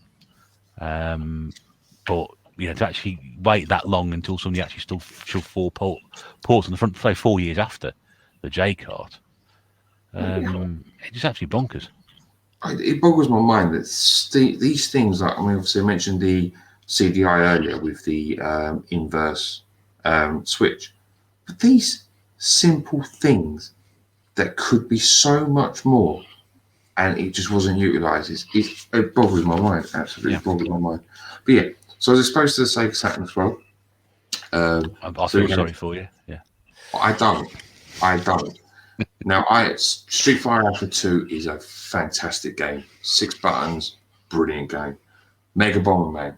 Now, I wish I knew what I knew now about Mega Bomberman on the Saturn. I mean, so expensive. And what is it, up to 10 players you can have in that game? I think it's 10 to 12, something like that. Mental. FIFA 97. Now, the reason I mentioned FIFA 97 and being exposed to that is because the first time I was able to experience indoor football, and FIFA 97 did that so good on the Saturn. A lot of people like the indoor versions on that particular game. But where's it gone now? Where has that gone now? Why have we not got indoor football on a FIFA game now? It's got him, sort of pushed to one side because they're more interested now in the 3D graphics and the realism and the bollocks that goes with that, and all the fun's taken out of it. It's just a standard football simulation now. But we could have like a Masters edition. Sky Sports used to show the Masters, didn't they? Which essentially 6-a-side, indoors, players of the past. That's right. Why not have that? Why not have that? It'd be brilliant. That worked really well. It was really popular for a period of time, wasn't it? That. Yeah. It must have been around the same time, wasn't it? Sort of late 90s. Must have been. I mean, I'd say we're talking on my list of things where it's a bit airy-fairy. I can only tell you that I was exposed to these concerts, but I couldn't tell you which, when, and where. Where, but I couldn't tell you what sort of period it was. You know what I mean? Euro '96 on the Sega Saturn now. I enjoyed the game at the time. I've played it since, and they have a real bad ghost goal problem. If you hit it just right, you can actually score by not scoring. Go on. You know, on the outside of the post, right? If you can hit it right, between the outside of the post and the net, there seems to be a hole. If you get it right, you can score by not actually hitting the back of the net the proper way. Oh, I didn't know that. Who made that game? I've got no idea. Yeah, it's tucked behind stuff at the moment. If it's readily available, have a quick look. But I've got that one somewhere. Andretti Racing is a game that I really enjoyed. It's obviously, as people say, it hasn't aged well, blah blah blah blah. But then again, it was a Saturn game and it's got blocky this, that, and the other. But the gameplay's still the same. You know, it is what it is. It's still a fun game to put in. A lot of games from that era have not aged particularly well graphically, and we have to accept that. Some of them are fine, but a lot of them look really rough nowadays. But as you said, if the playability is there all along, then that's what counts. That's it. And then WWF Arcade, the arcade game. That's the first time I played it. Was on the Saturn. Is that the one with all the silly power-ups and everything? Yeah. Yeah, terrible. It's not. It's a lot of fun. It's terrible. No, it's not. No, it's not. It is. It's not wrestling games. You want to see wrestling games, not comedy wrestling games. I think it depends what you're going for, because again, it says arcade as arcade in the title, so you're not really essential. It's like saying that you're playing an arcade racing game and expecting a Gran Turismo game. Do you know what I mean? Like, it's not. You've essentially got wrestlers in as an arcade game, so therefore they're not going to be. It's not going to be real wrestling. It's going to be out of the box, out of your box sort of thing. Do you know what I mean? Like, the arcade bit in the title tells you it's not going to be a real wrestling game. I can say, but I one of the unsung and my favourite unsung wrestling game is All Stars, WWE All Stars, because that is over the top in a sort of Street Fighter, Mortal Kombat-esque, power moves and a bit over the top, but without the silly power-ups of WrestleMania Arcade. If they'd made WrestleMania Arcade as they made WWE All Stars, I probably would be saying that's how you should make an arcade game. But I WrestleMania Arcade, I don't want to see the Undertaker using power-ups. It's silly. Okay, put it this way then: if it wasn't labelled as WWF, and didn't have wrestlers, just had generic characters that had power-ups, would you enjoy the game? No, because I hate games like that anyway. And it was never going to win anyway. It doesn't matter whether it's WWF or not.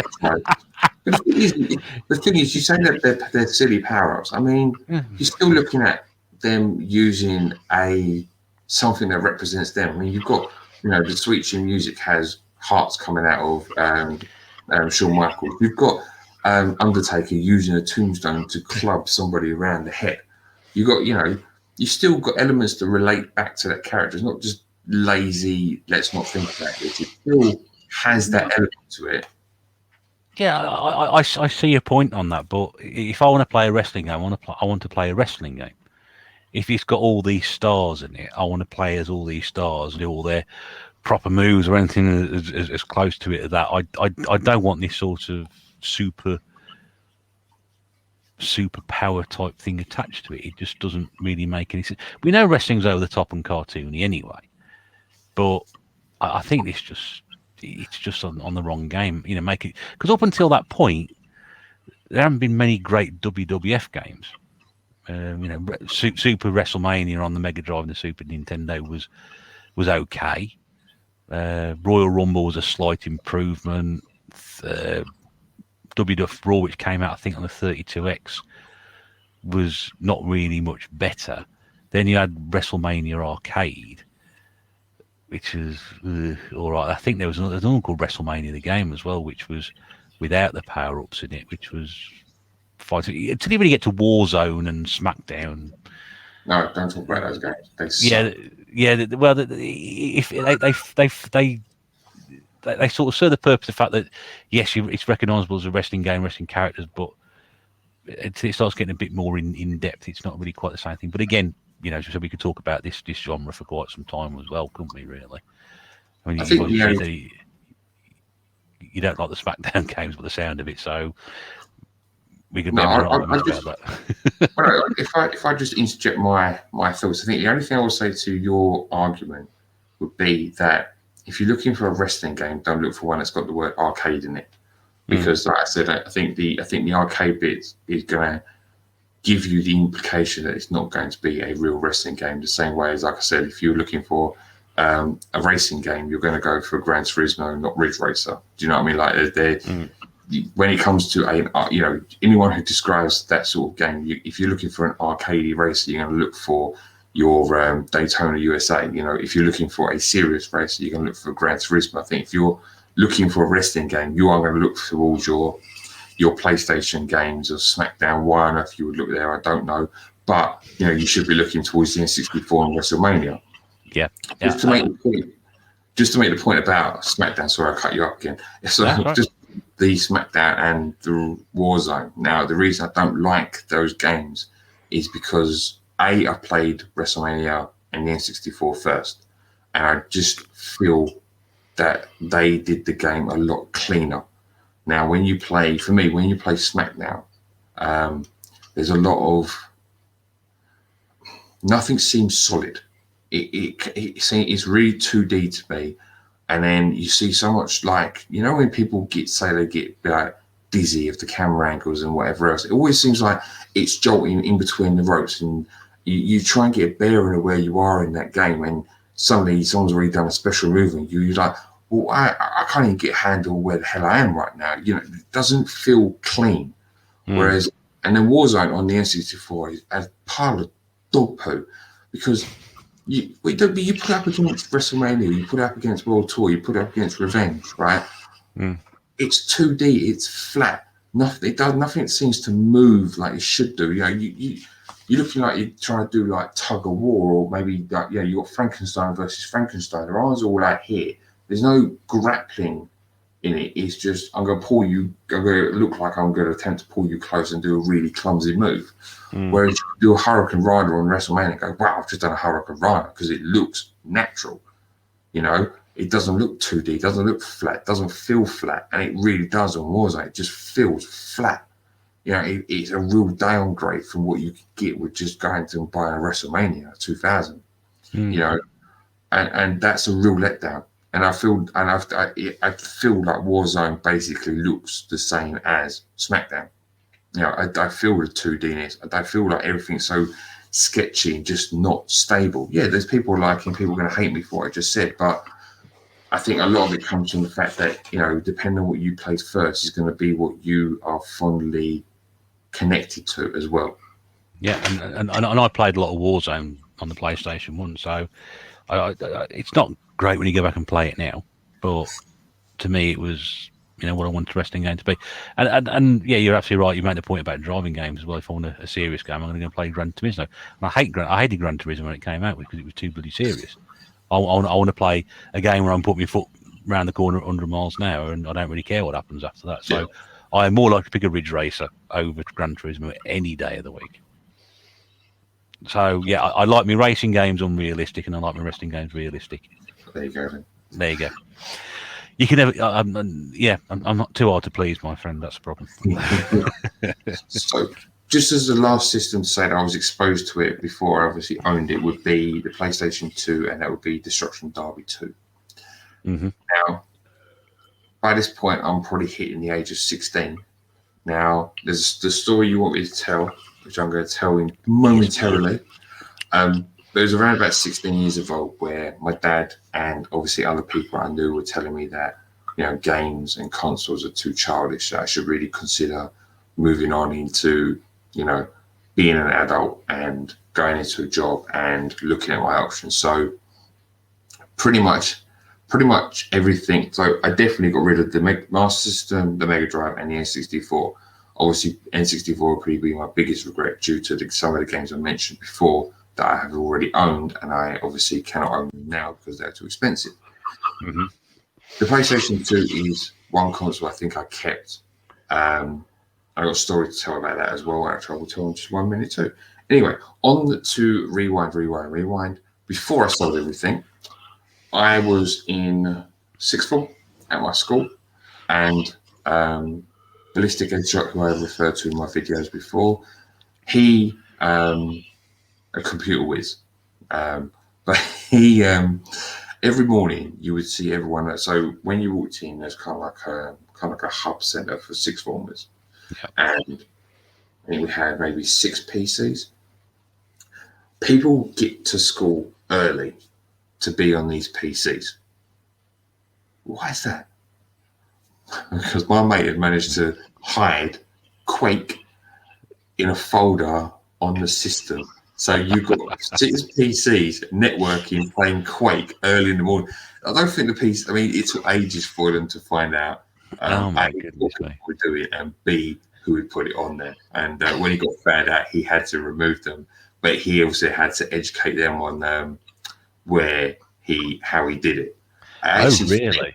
Yeah. I'm pretty sure he actually left it on there in another hidden location on there. So whether it is still in that school to this day, I have no idea. But yeah, can you imagine all these people? And it's people who you wouldn't expect to be at school early either, and they're just playing. You're hearing all of these Quake noises go off on the screen. Obviously, you're sixth formers, so you're expected to look after yourself, sort of thing. So you don't have teachers walking around constantly checking. And of course, you had the advantage of if you saw someone, I suppose there was like a little bit of code where someone was on lockout. Oh, someone's coming, so you'd hit the Windows key to make sure you brought up another window and make sure obviously the noise had cancelled out. So it was smart for a little while. I'm pretty sure they got rumbled at some point because they did get rumbled at some point. But how and why that happened, I don't know. But yeah, it went on for quite a while, and it was quite entertaining. I remember years and years before that, because when we were at school, we had BBC Micros, and occasionally, because they had games on there, occasionally if you had like a lesson, they would unlock the games, and they say, okay, well, today you can play games, and because people knew how to get into it, so you'd have like computer club after school or whatever, and people would just go in there and they sort of like do. I think at the time it was an asterisk and then a dot, which would bring up the directory, and then you could find out where it was, and you can go straight in the directory and do it there, and you could pull the games up and play the games very, very quietly, or off screen or whatever you were doing. And I always remember that because my dad used to bring home a BBC computer during the school holidays because he was a teacher.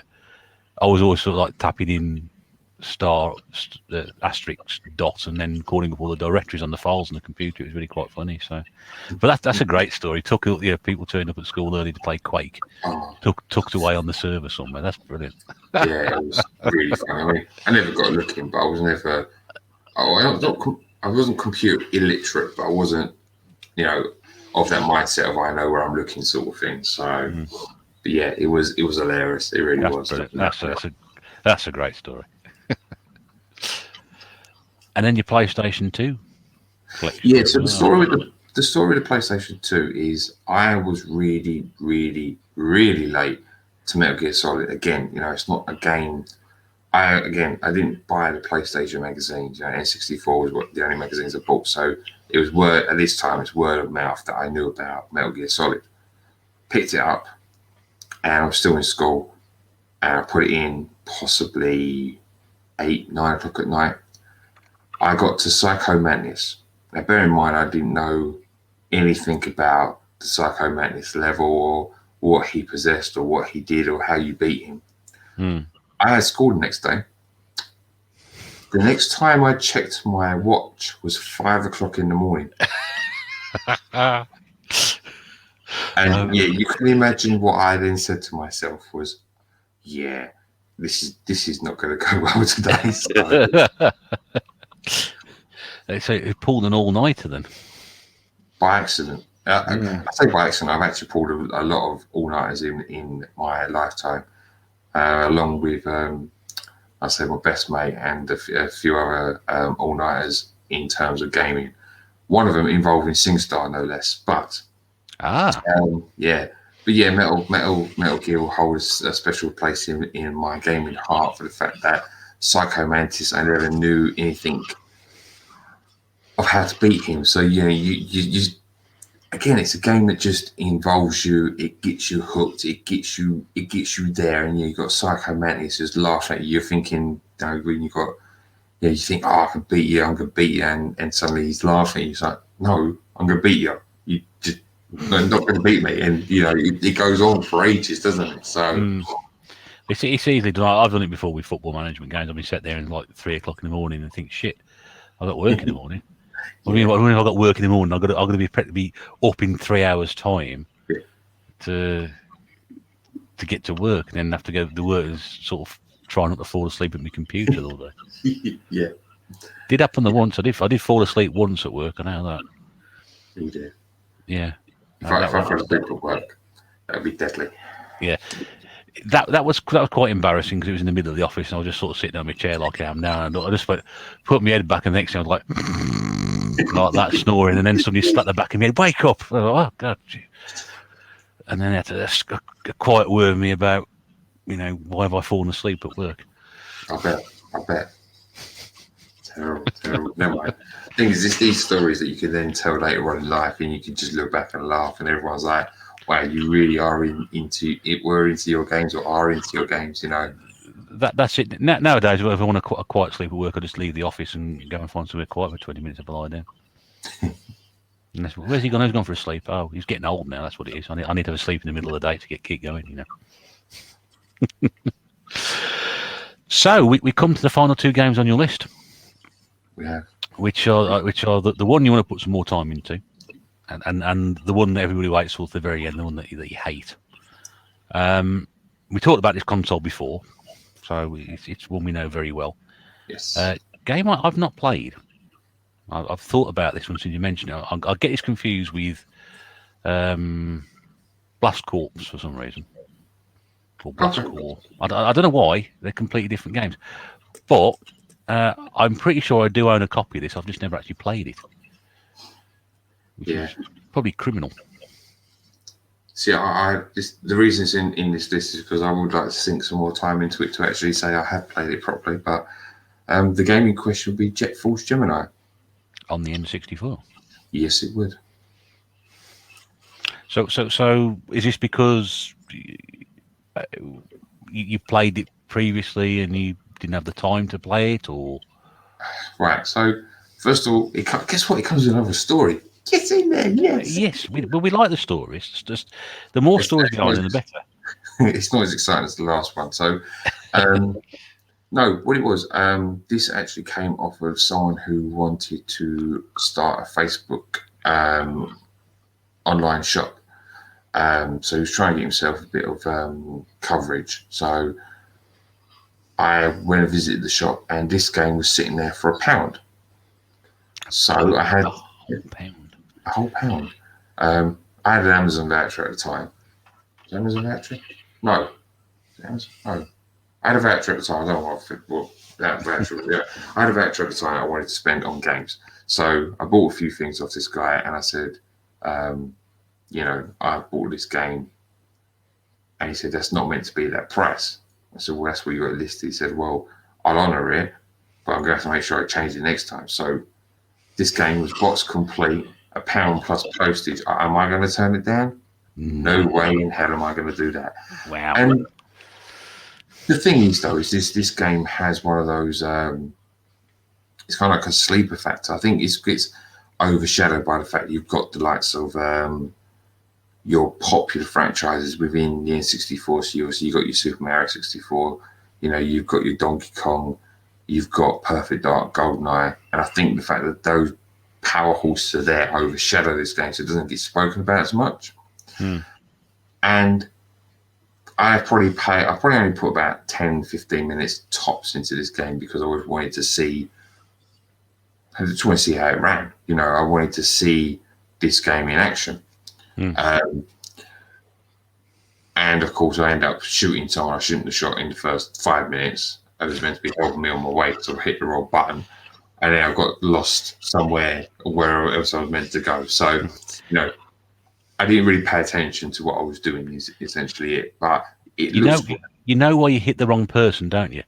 It's because you're using that stupid controller, and you were probably holding it the same way I hold it, and then end up pressing the wrong thing and shooting the wrong person.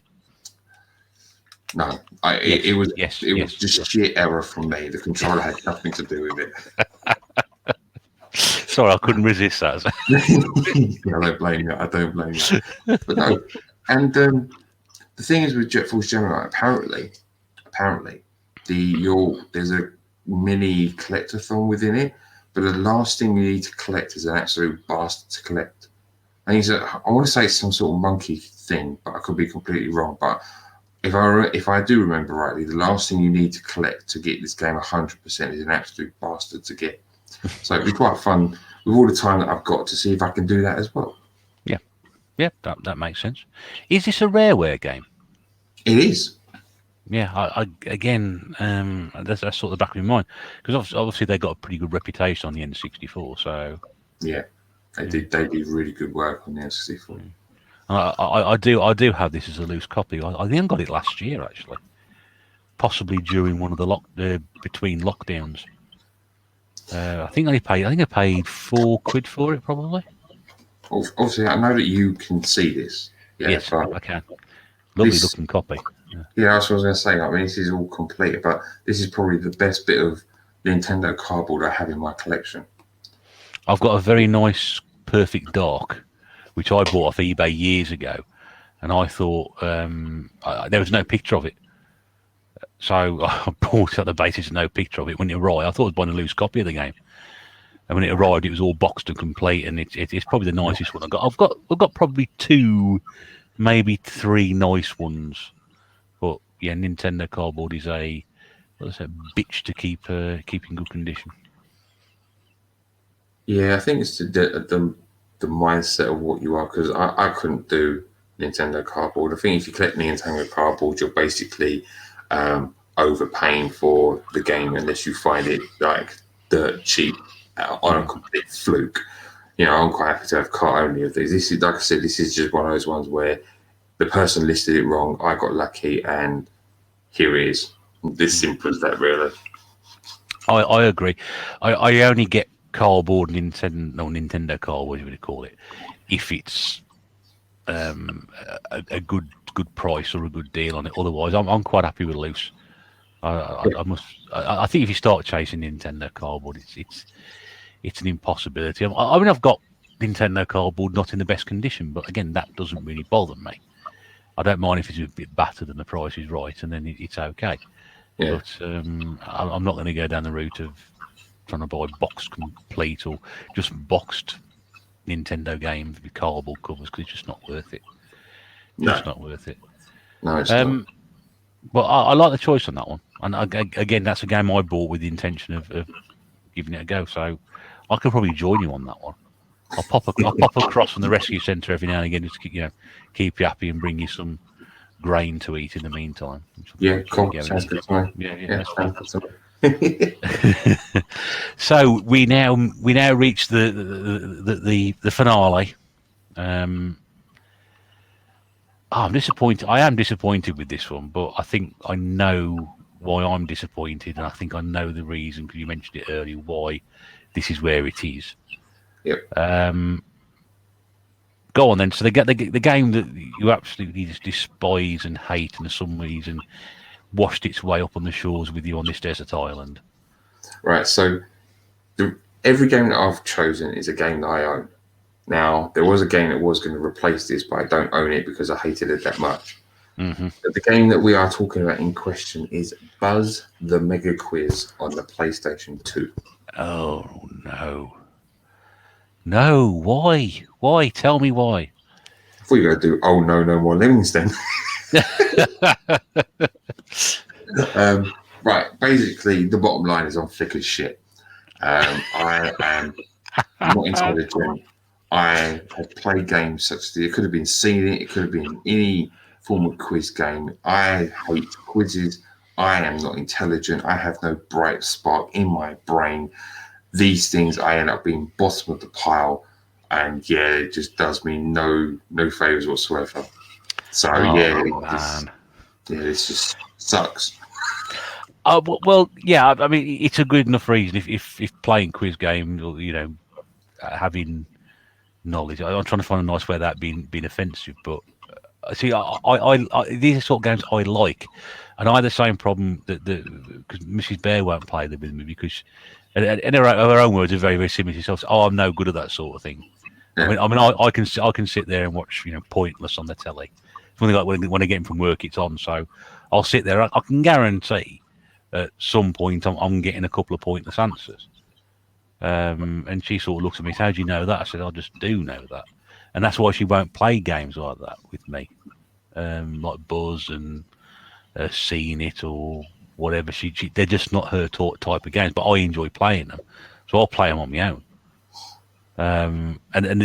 I've got one interesting story about Buzz is the fact that I bought mine at a car boot with the controllers all loose. And then asked the woman how much she wanted, and she said, £3 for it. So I was sort of thinking about it, and then this Asian bloke come in, and as they're quite right, hadn't done any deal, and he sort of said, how much do you want for that? And she said, well, I want £3, but I'm about to sell it to this man. And he went, no, I'll give you £2 for it. And she said, well, I don't want £2 for it. And he was like, oh, no, £2. And he's like, no, I'm not selling it for £2. And I sort of watched him going back and forth. I thought, I'll tell you what. I said to the lady, how much the price you want for that? And he said £3. I said, there you go, I'll take it. And it sort of made my mind up for me because this guy was trying to undercut her by a quid. I thought, well, if he's trying to undercut her, how long before her resolve drops out before I get a chance to bite? No, I'll have that. Thank you very much indeed.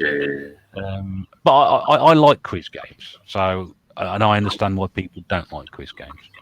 And we're talking about this retro gaming quiz that runs on Retro Bates channel, which is because this is going out after that. So I've either been annihilated or I'm the reigning champion at the moment. When this goes out, I'm not entirely sure. It's like yourself with YouTuber of the month, isn't it? You could have won YouTuber of the month by the time this has gone out. No chance.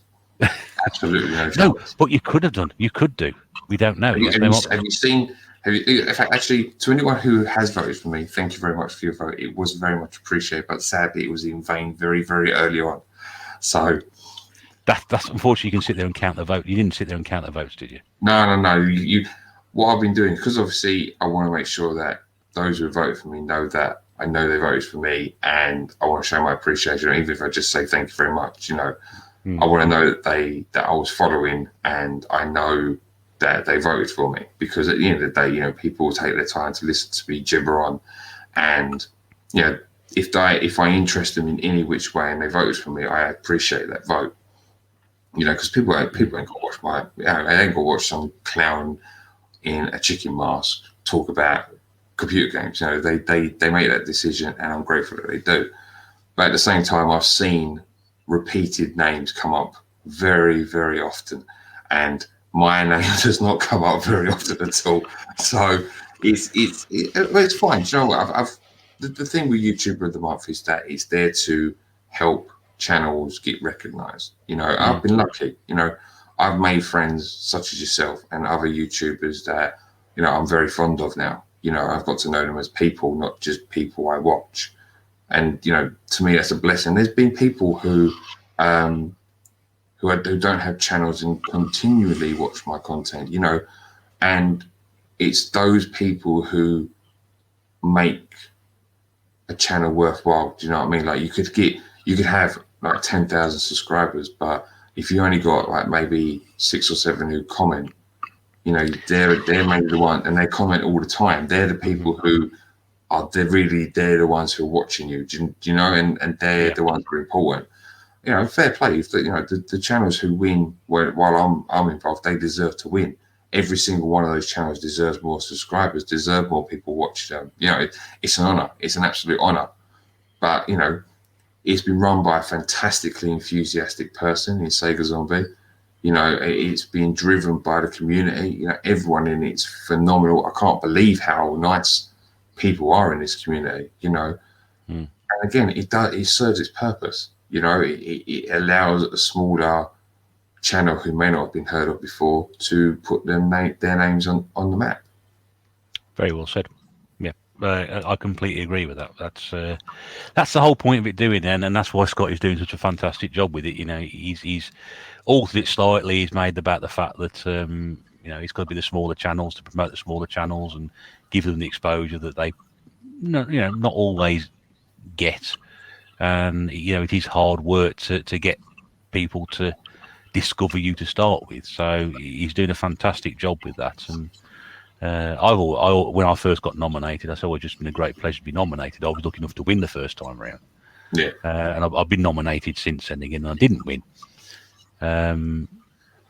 Vote Pillock. Yeah, I thought that would work, but but then I you know, with respect to those I was up against, I've already won it previously, and looking at the other channels I was up against, I was, in terms of a viewer base, much more of a wider reach than those guys were. So in a way, they needed, you know, that exposure more than I did at that time. I'd had my exposure before, and it seemed to go very well for it. So you know, I wish them all the best at the time. And yeah, it's absolutely right. And if people do get nominated and they get a bounce from it, and people come along and watch, and you know, they catch on, then great.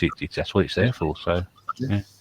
And that's a very good thing of you to say that. And hey, you know, sometimes it happens like that, and I dare say at some point in the future you may have the chance to be nominated once again. So yeah, I mean, the thing is, it's twofold, though, isn't it? You know, I can be nominated and have people look at me, but at the same thing is, I follow YouTuber of the month, so it means that I also have the honourable pleasure of finding channels I may not have found before. So it works in twofold. You know what I mean?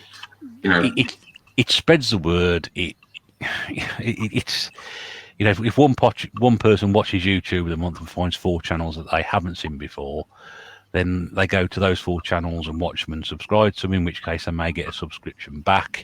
Yeah. Which then somebody else who follows them will then talk about you, and they'll come across to you, and then that'll increase. And that's how it should work, really. It's the logical way for it to work. It's the right way for it to work, as far as I can tell. It's hard work. It is hard work. I put a lot of time and effort into this, and people sort of say, "Oh, you should have more subscribers and more viewers than you do," and probably, you know, maybe that'd be great, but this is what it is, and I understand that I've got a certain reach and a certain limitation, and I grow a little bit each time, which suits me now.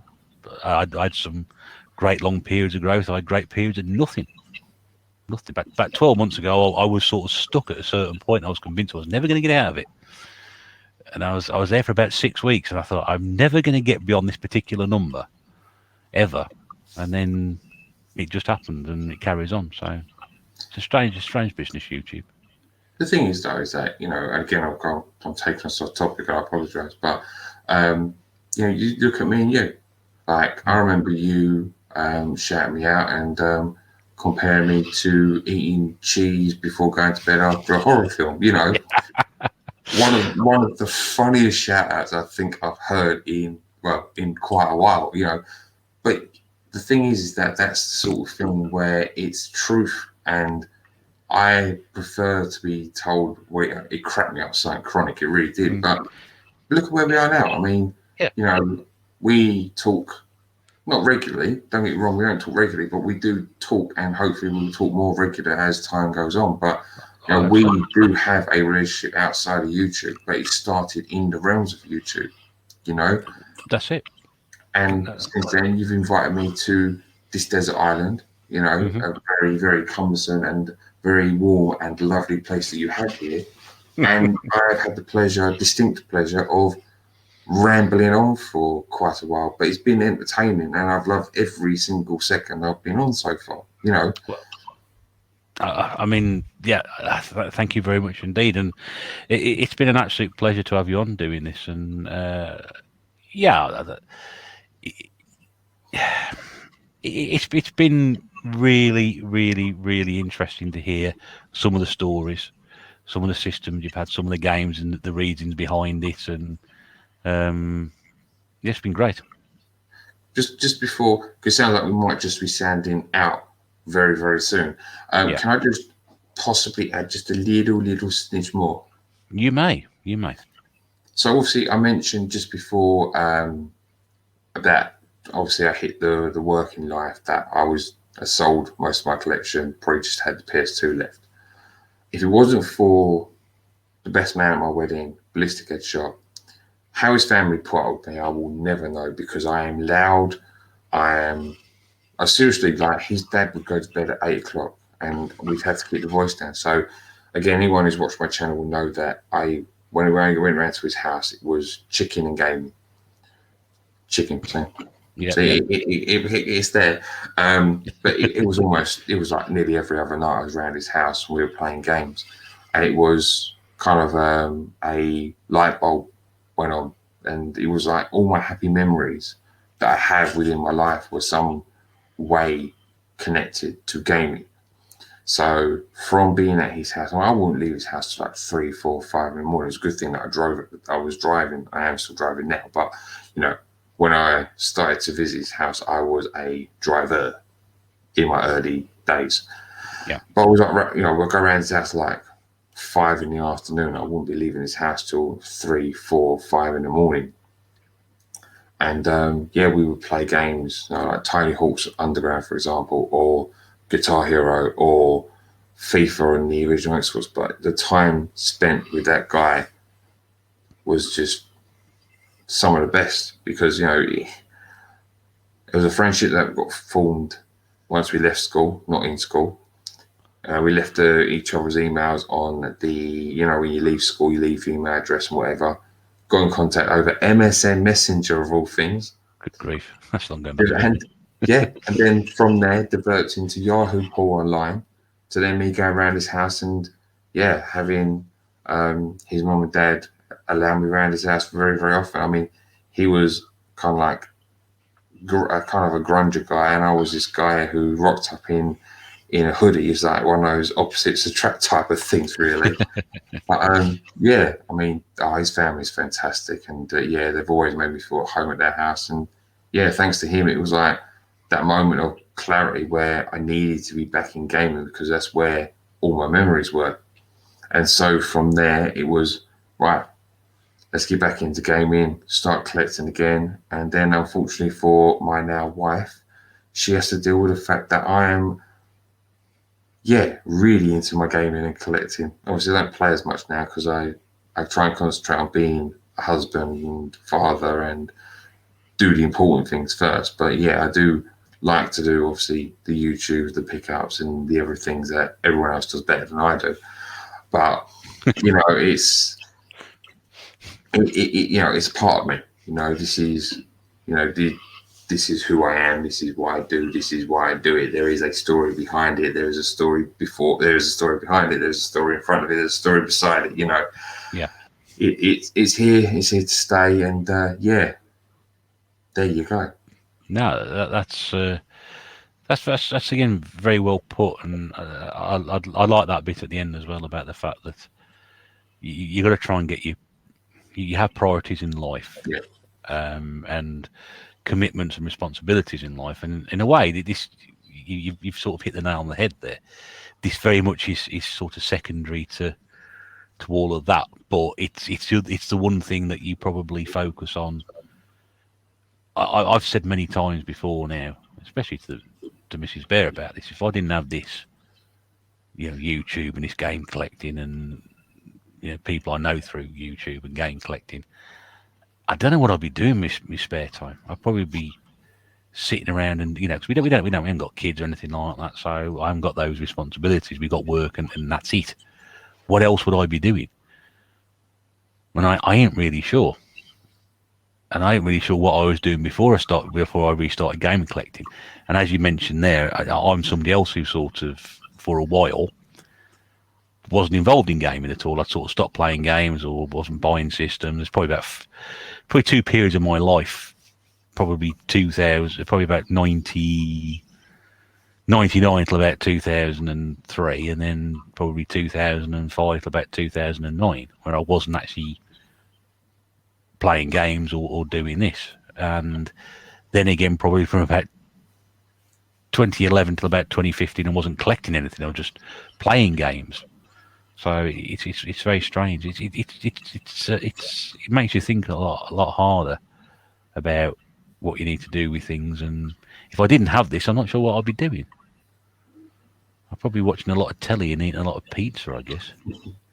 Which is not too dissimilar to what I do now anyway. So the thing is, like, I'm lucky in terms with my wife. She's understanding that I have a hobby.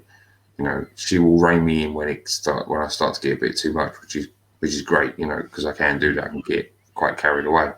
Yeah. But she understands that this is part of who I am, and she just accepts it. She may not be a gamer, and she may not be as into it as what I am, but she will take the time to listen until she's had enough, and then she allows me to still collect and be this person that I am. And much like, obviously, from what I hear from your YouTube channel and obviously the stuff that I do know about you, I like how you and Mrs. Bear complement each other. You mentioned I bought this, that you communicate with Mrs. Bear. She said, well, why don't you go for it? You've bought it. It may need a repair. Mrs. Bear is that person who does that repair and it comes back. That sort of dynamic, that sort of bonding, if you like, that comes through really strong, and what's also really good about being where we are now, obviously I'm not saying where we are as in like subscribers, I'm just mean as in like the period of time we're in.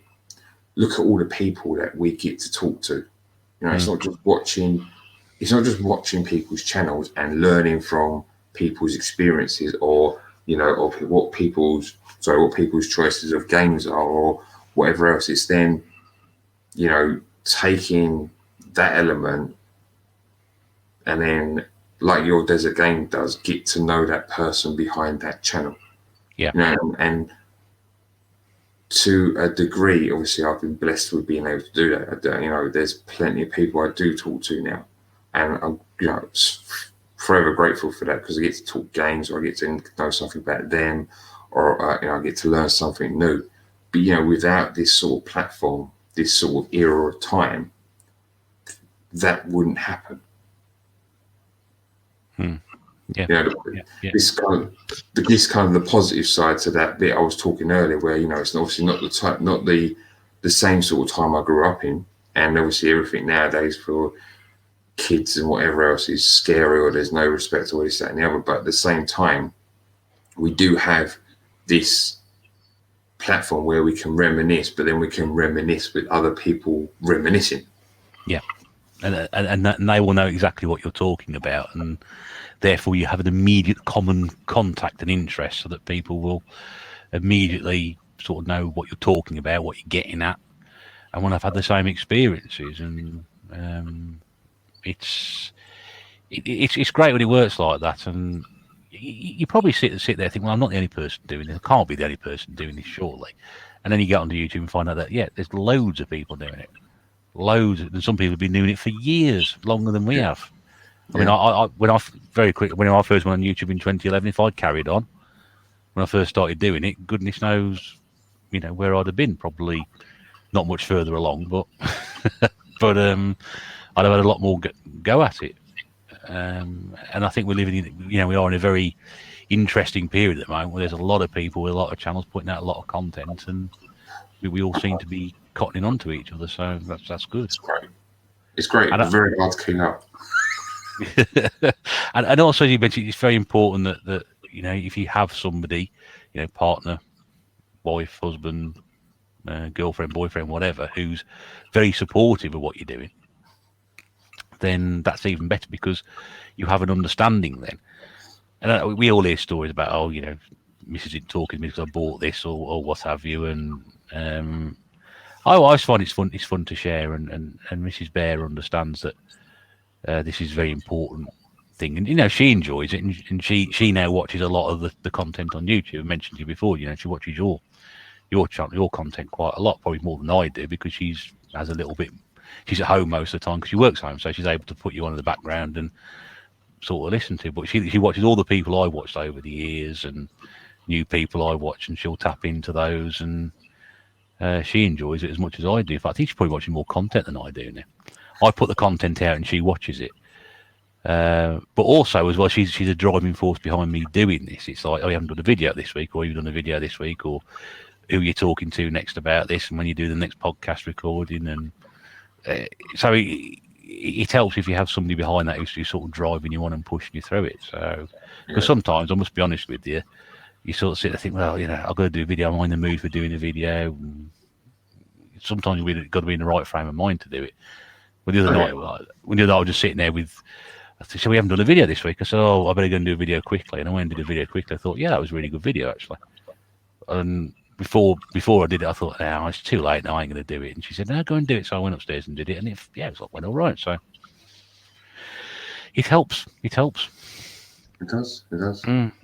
I think, like you said about having someone behind you, I don't think, if I didn't meet my my drug dealer, I don't think I'd have half the content I've got. I'll tell you what, I think now, since I met him, so he was one of the people, obviously, I met very early on when I moved up north. So a lot of the overseas has been reminiscence down south, but since been moving up north, if it weren't for him and there's some of the stuff that he finds, there'd be no content on this channel, would it? There'd be no point. So, you know, if he's watching, I appreciate him very much. He's a very good friend of mine, and sadly he's moved away, but you know, we're still in great contact. But yeah, great guy. Yeah, that's good as well, and yeah, it's just knowing people in the right places, and they'll help you out and put you in the right direction, and also the community as well. Once they get to know you, then they do exactly the same thing as you've done for me recently. So it's a good thing. We will wrap it up there though, because we have gone on for 3.5 hours. Wow, that's gone. Yeah, it could have been a lot longer. It could have been longer, yeah, but it's approaching midnight in real time, which is the other thing as well. We could not quite up for pulling an all-nighter doing this, I must be honest, but yeah. Hopefully people enjoy what's been said so far. But I mean, yeah, well, we didn't even need to go on the ramble points, because I've just rambled all the way through it. and now you were worried before the start that we'd have not a lot to talk about and we'd not fill the space up and we get lost. But now, like I said earlier, a lot of interesting stories in there. As you said as well, I mean, I found it really interesting to know more about you, and hopefully that people listening to this will, you know, understand perhaps a little better the person behind under the chicken mask, and will be able to sort of appreciate your taste in games and how you've got to where you are from the games you've played and the history you've had with it. And as I mentioned right at the very, very start, a very long time ago, but there will be a link to your channel in the description below, which I hope people, if they haven't come across you before, will have come across you and, you know, maybe moved on or didn't see something there, they perhaps left it, come back for another chance, we'll pick up on that and do so from there and tell other people and you know, see the great humour in your videos, and obviously the passion for your games as well. And we mentioned right at the start with your kids being involved, to see that, you know, it's fun to do that if they're doing a similar thing or not, or they're thinking about doing it. And there's a few YouTubers out there who do get their children involved in it as well, which is fantastic. So, but it has been an absolute pleasure. I've really enjoyed this, and I've learned a lot more about you and your gaming life and gaming history. I've been fascinated by it, and it's flown by. It really has flown by. Without using a bird reference, it has flown by. Yeah, actually, it really has, because I didn't realise that we've been talking for quite so long. No, just hope it's enjoyable for everyone else who tuned in to listen. Really. Well, I hope it is, and everybody can, you know, leave a comment below, and as they have been doing, and this series will long continue. Plenty of YouTubers lined up, but I really wanted to get you on quite early during this run, just to show my appreciation for what you've done for me recently, and also as a way of me sort of saying thank you for doing that. So, hey, look, at the end of the day, I got your friendship, I got your number, and that's enough for me. So I appreciate the opportunity. And you know where I live as well. There we go. That's good. That's true. I appreciate the opportunity to be obviously on your desert island, and yeah, like I said, it's a wonderful place you got here. No, that's great. And sporting the Retro Bear T-shirt all the way through. Absolutely. This brainwashing technique is working brilliantly, I tell you. There we go. Thank you once again, Feed Me Chicken, for being my latest guest on Desert Island Games. It's been my pleasure, Your Majesty. Thank you very much. If you have listened to this and want to be a future guest on Desert Island Games, email address is below in the description. Please drop me a line. I will say, as always, there is quite a long waiting list for all this. People have been waiting possibly over 12 months since I started doing this and sort of dropped the series last year. But I will get to people as soon as I can. But as you can tell from how long with this recording has been, these do take an awful long time to put together and talk through. So we will get to you eventually. But if you want to put your name down on this, don't forget in contact with me. My thanks once again to Phoebe Chicken, who's pointing at me. As a tagline, yeah, people get involved. This is really enjoyable, and it is fantastic to get to know the Retro Bear. It is amazing. So get involved. Do it. Thank you. I'm not paying him for saying this, by the way, folks. He's saying this off completely on his own bat. And it's very good of him to do so. So thank you very much for that. In the meantime, it's time to leave the desert island. Once again, thank you to Feed Me Chicken. Thank you very much for listening. If it is something you've enjoyed, don't forget to like, subscribe, comment, and tick the bell for further notifications, videos going up. Don't forget Desert Island Games. It's a new episode every Saturday at the moment. I won't tell you who's on the next episode. You'll have to find out for yourself in a week's time. But until then, this is the Retro Bear saying thank you very much for listening. We'll see you again very soon. But until then, do take care and bye for now. Okay.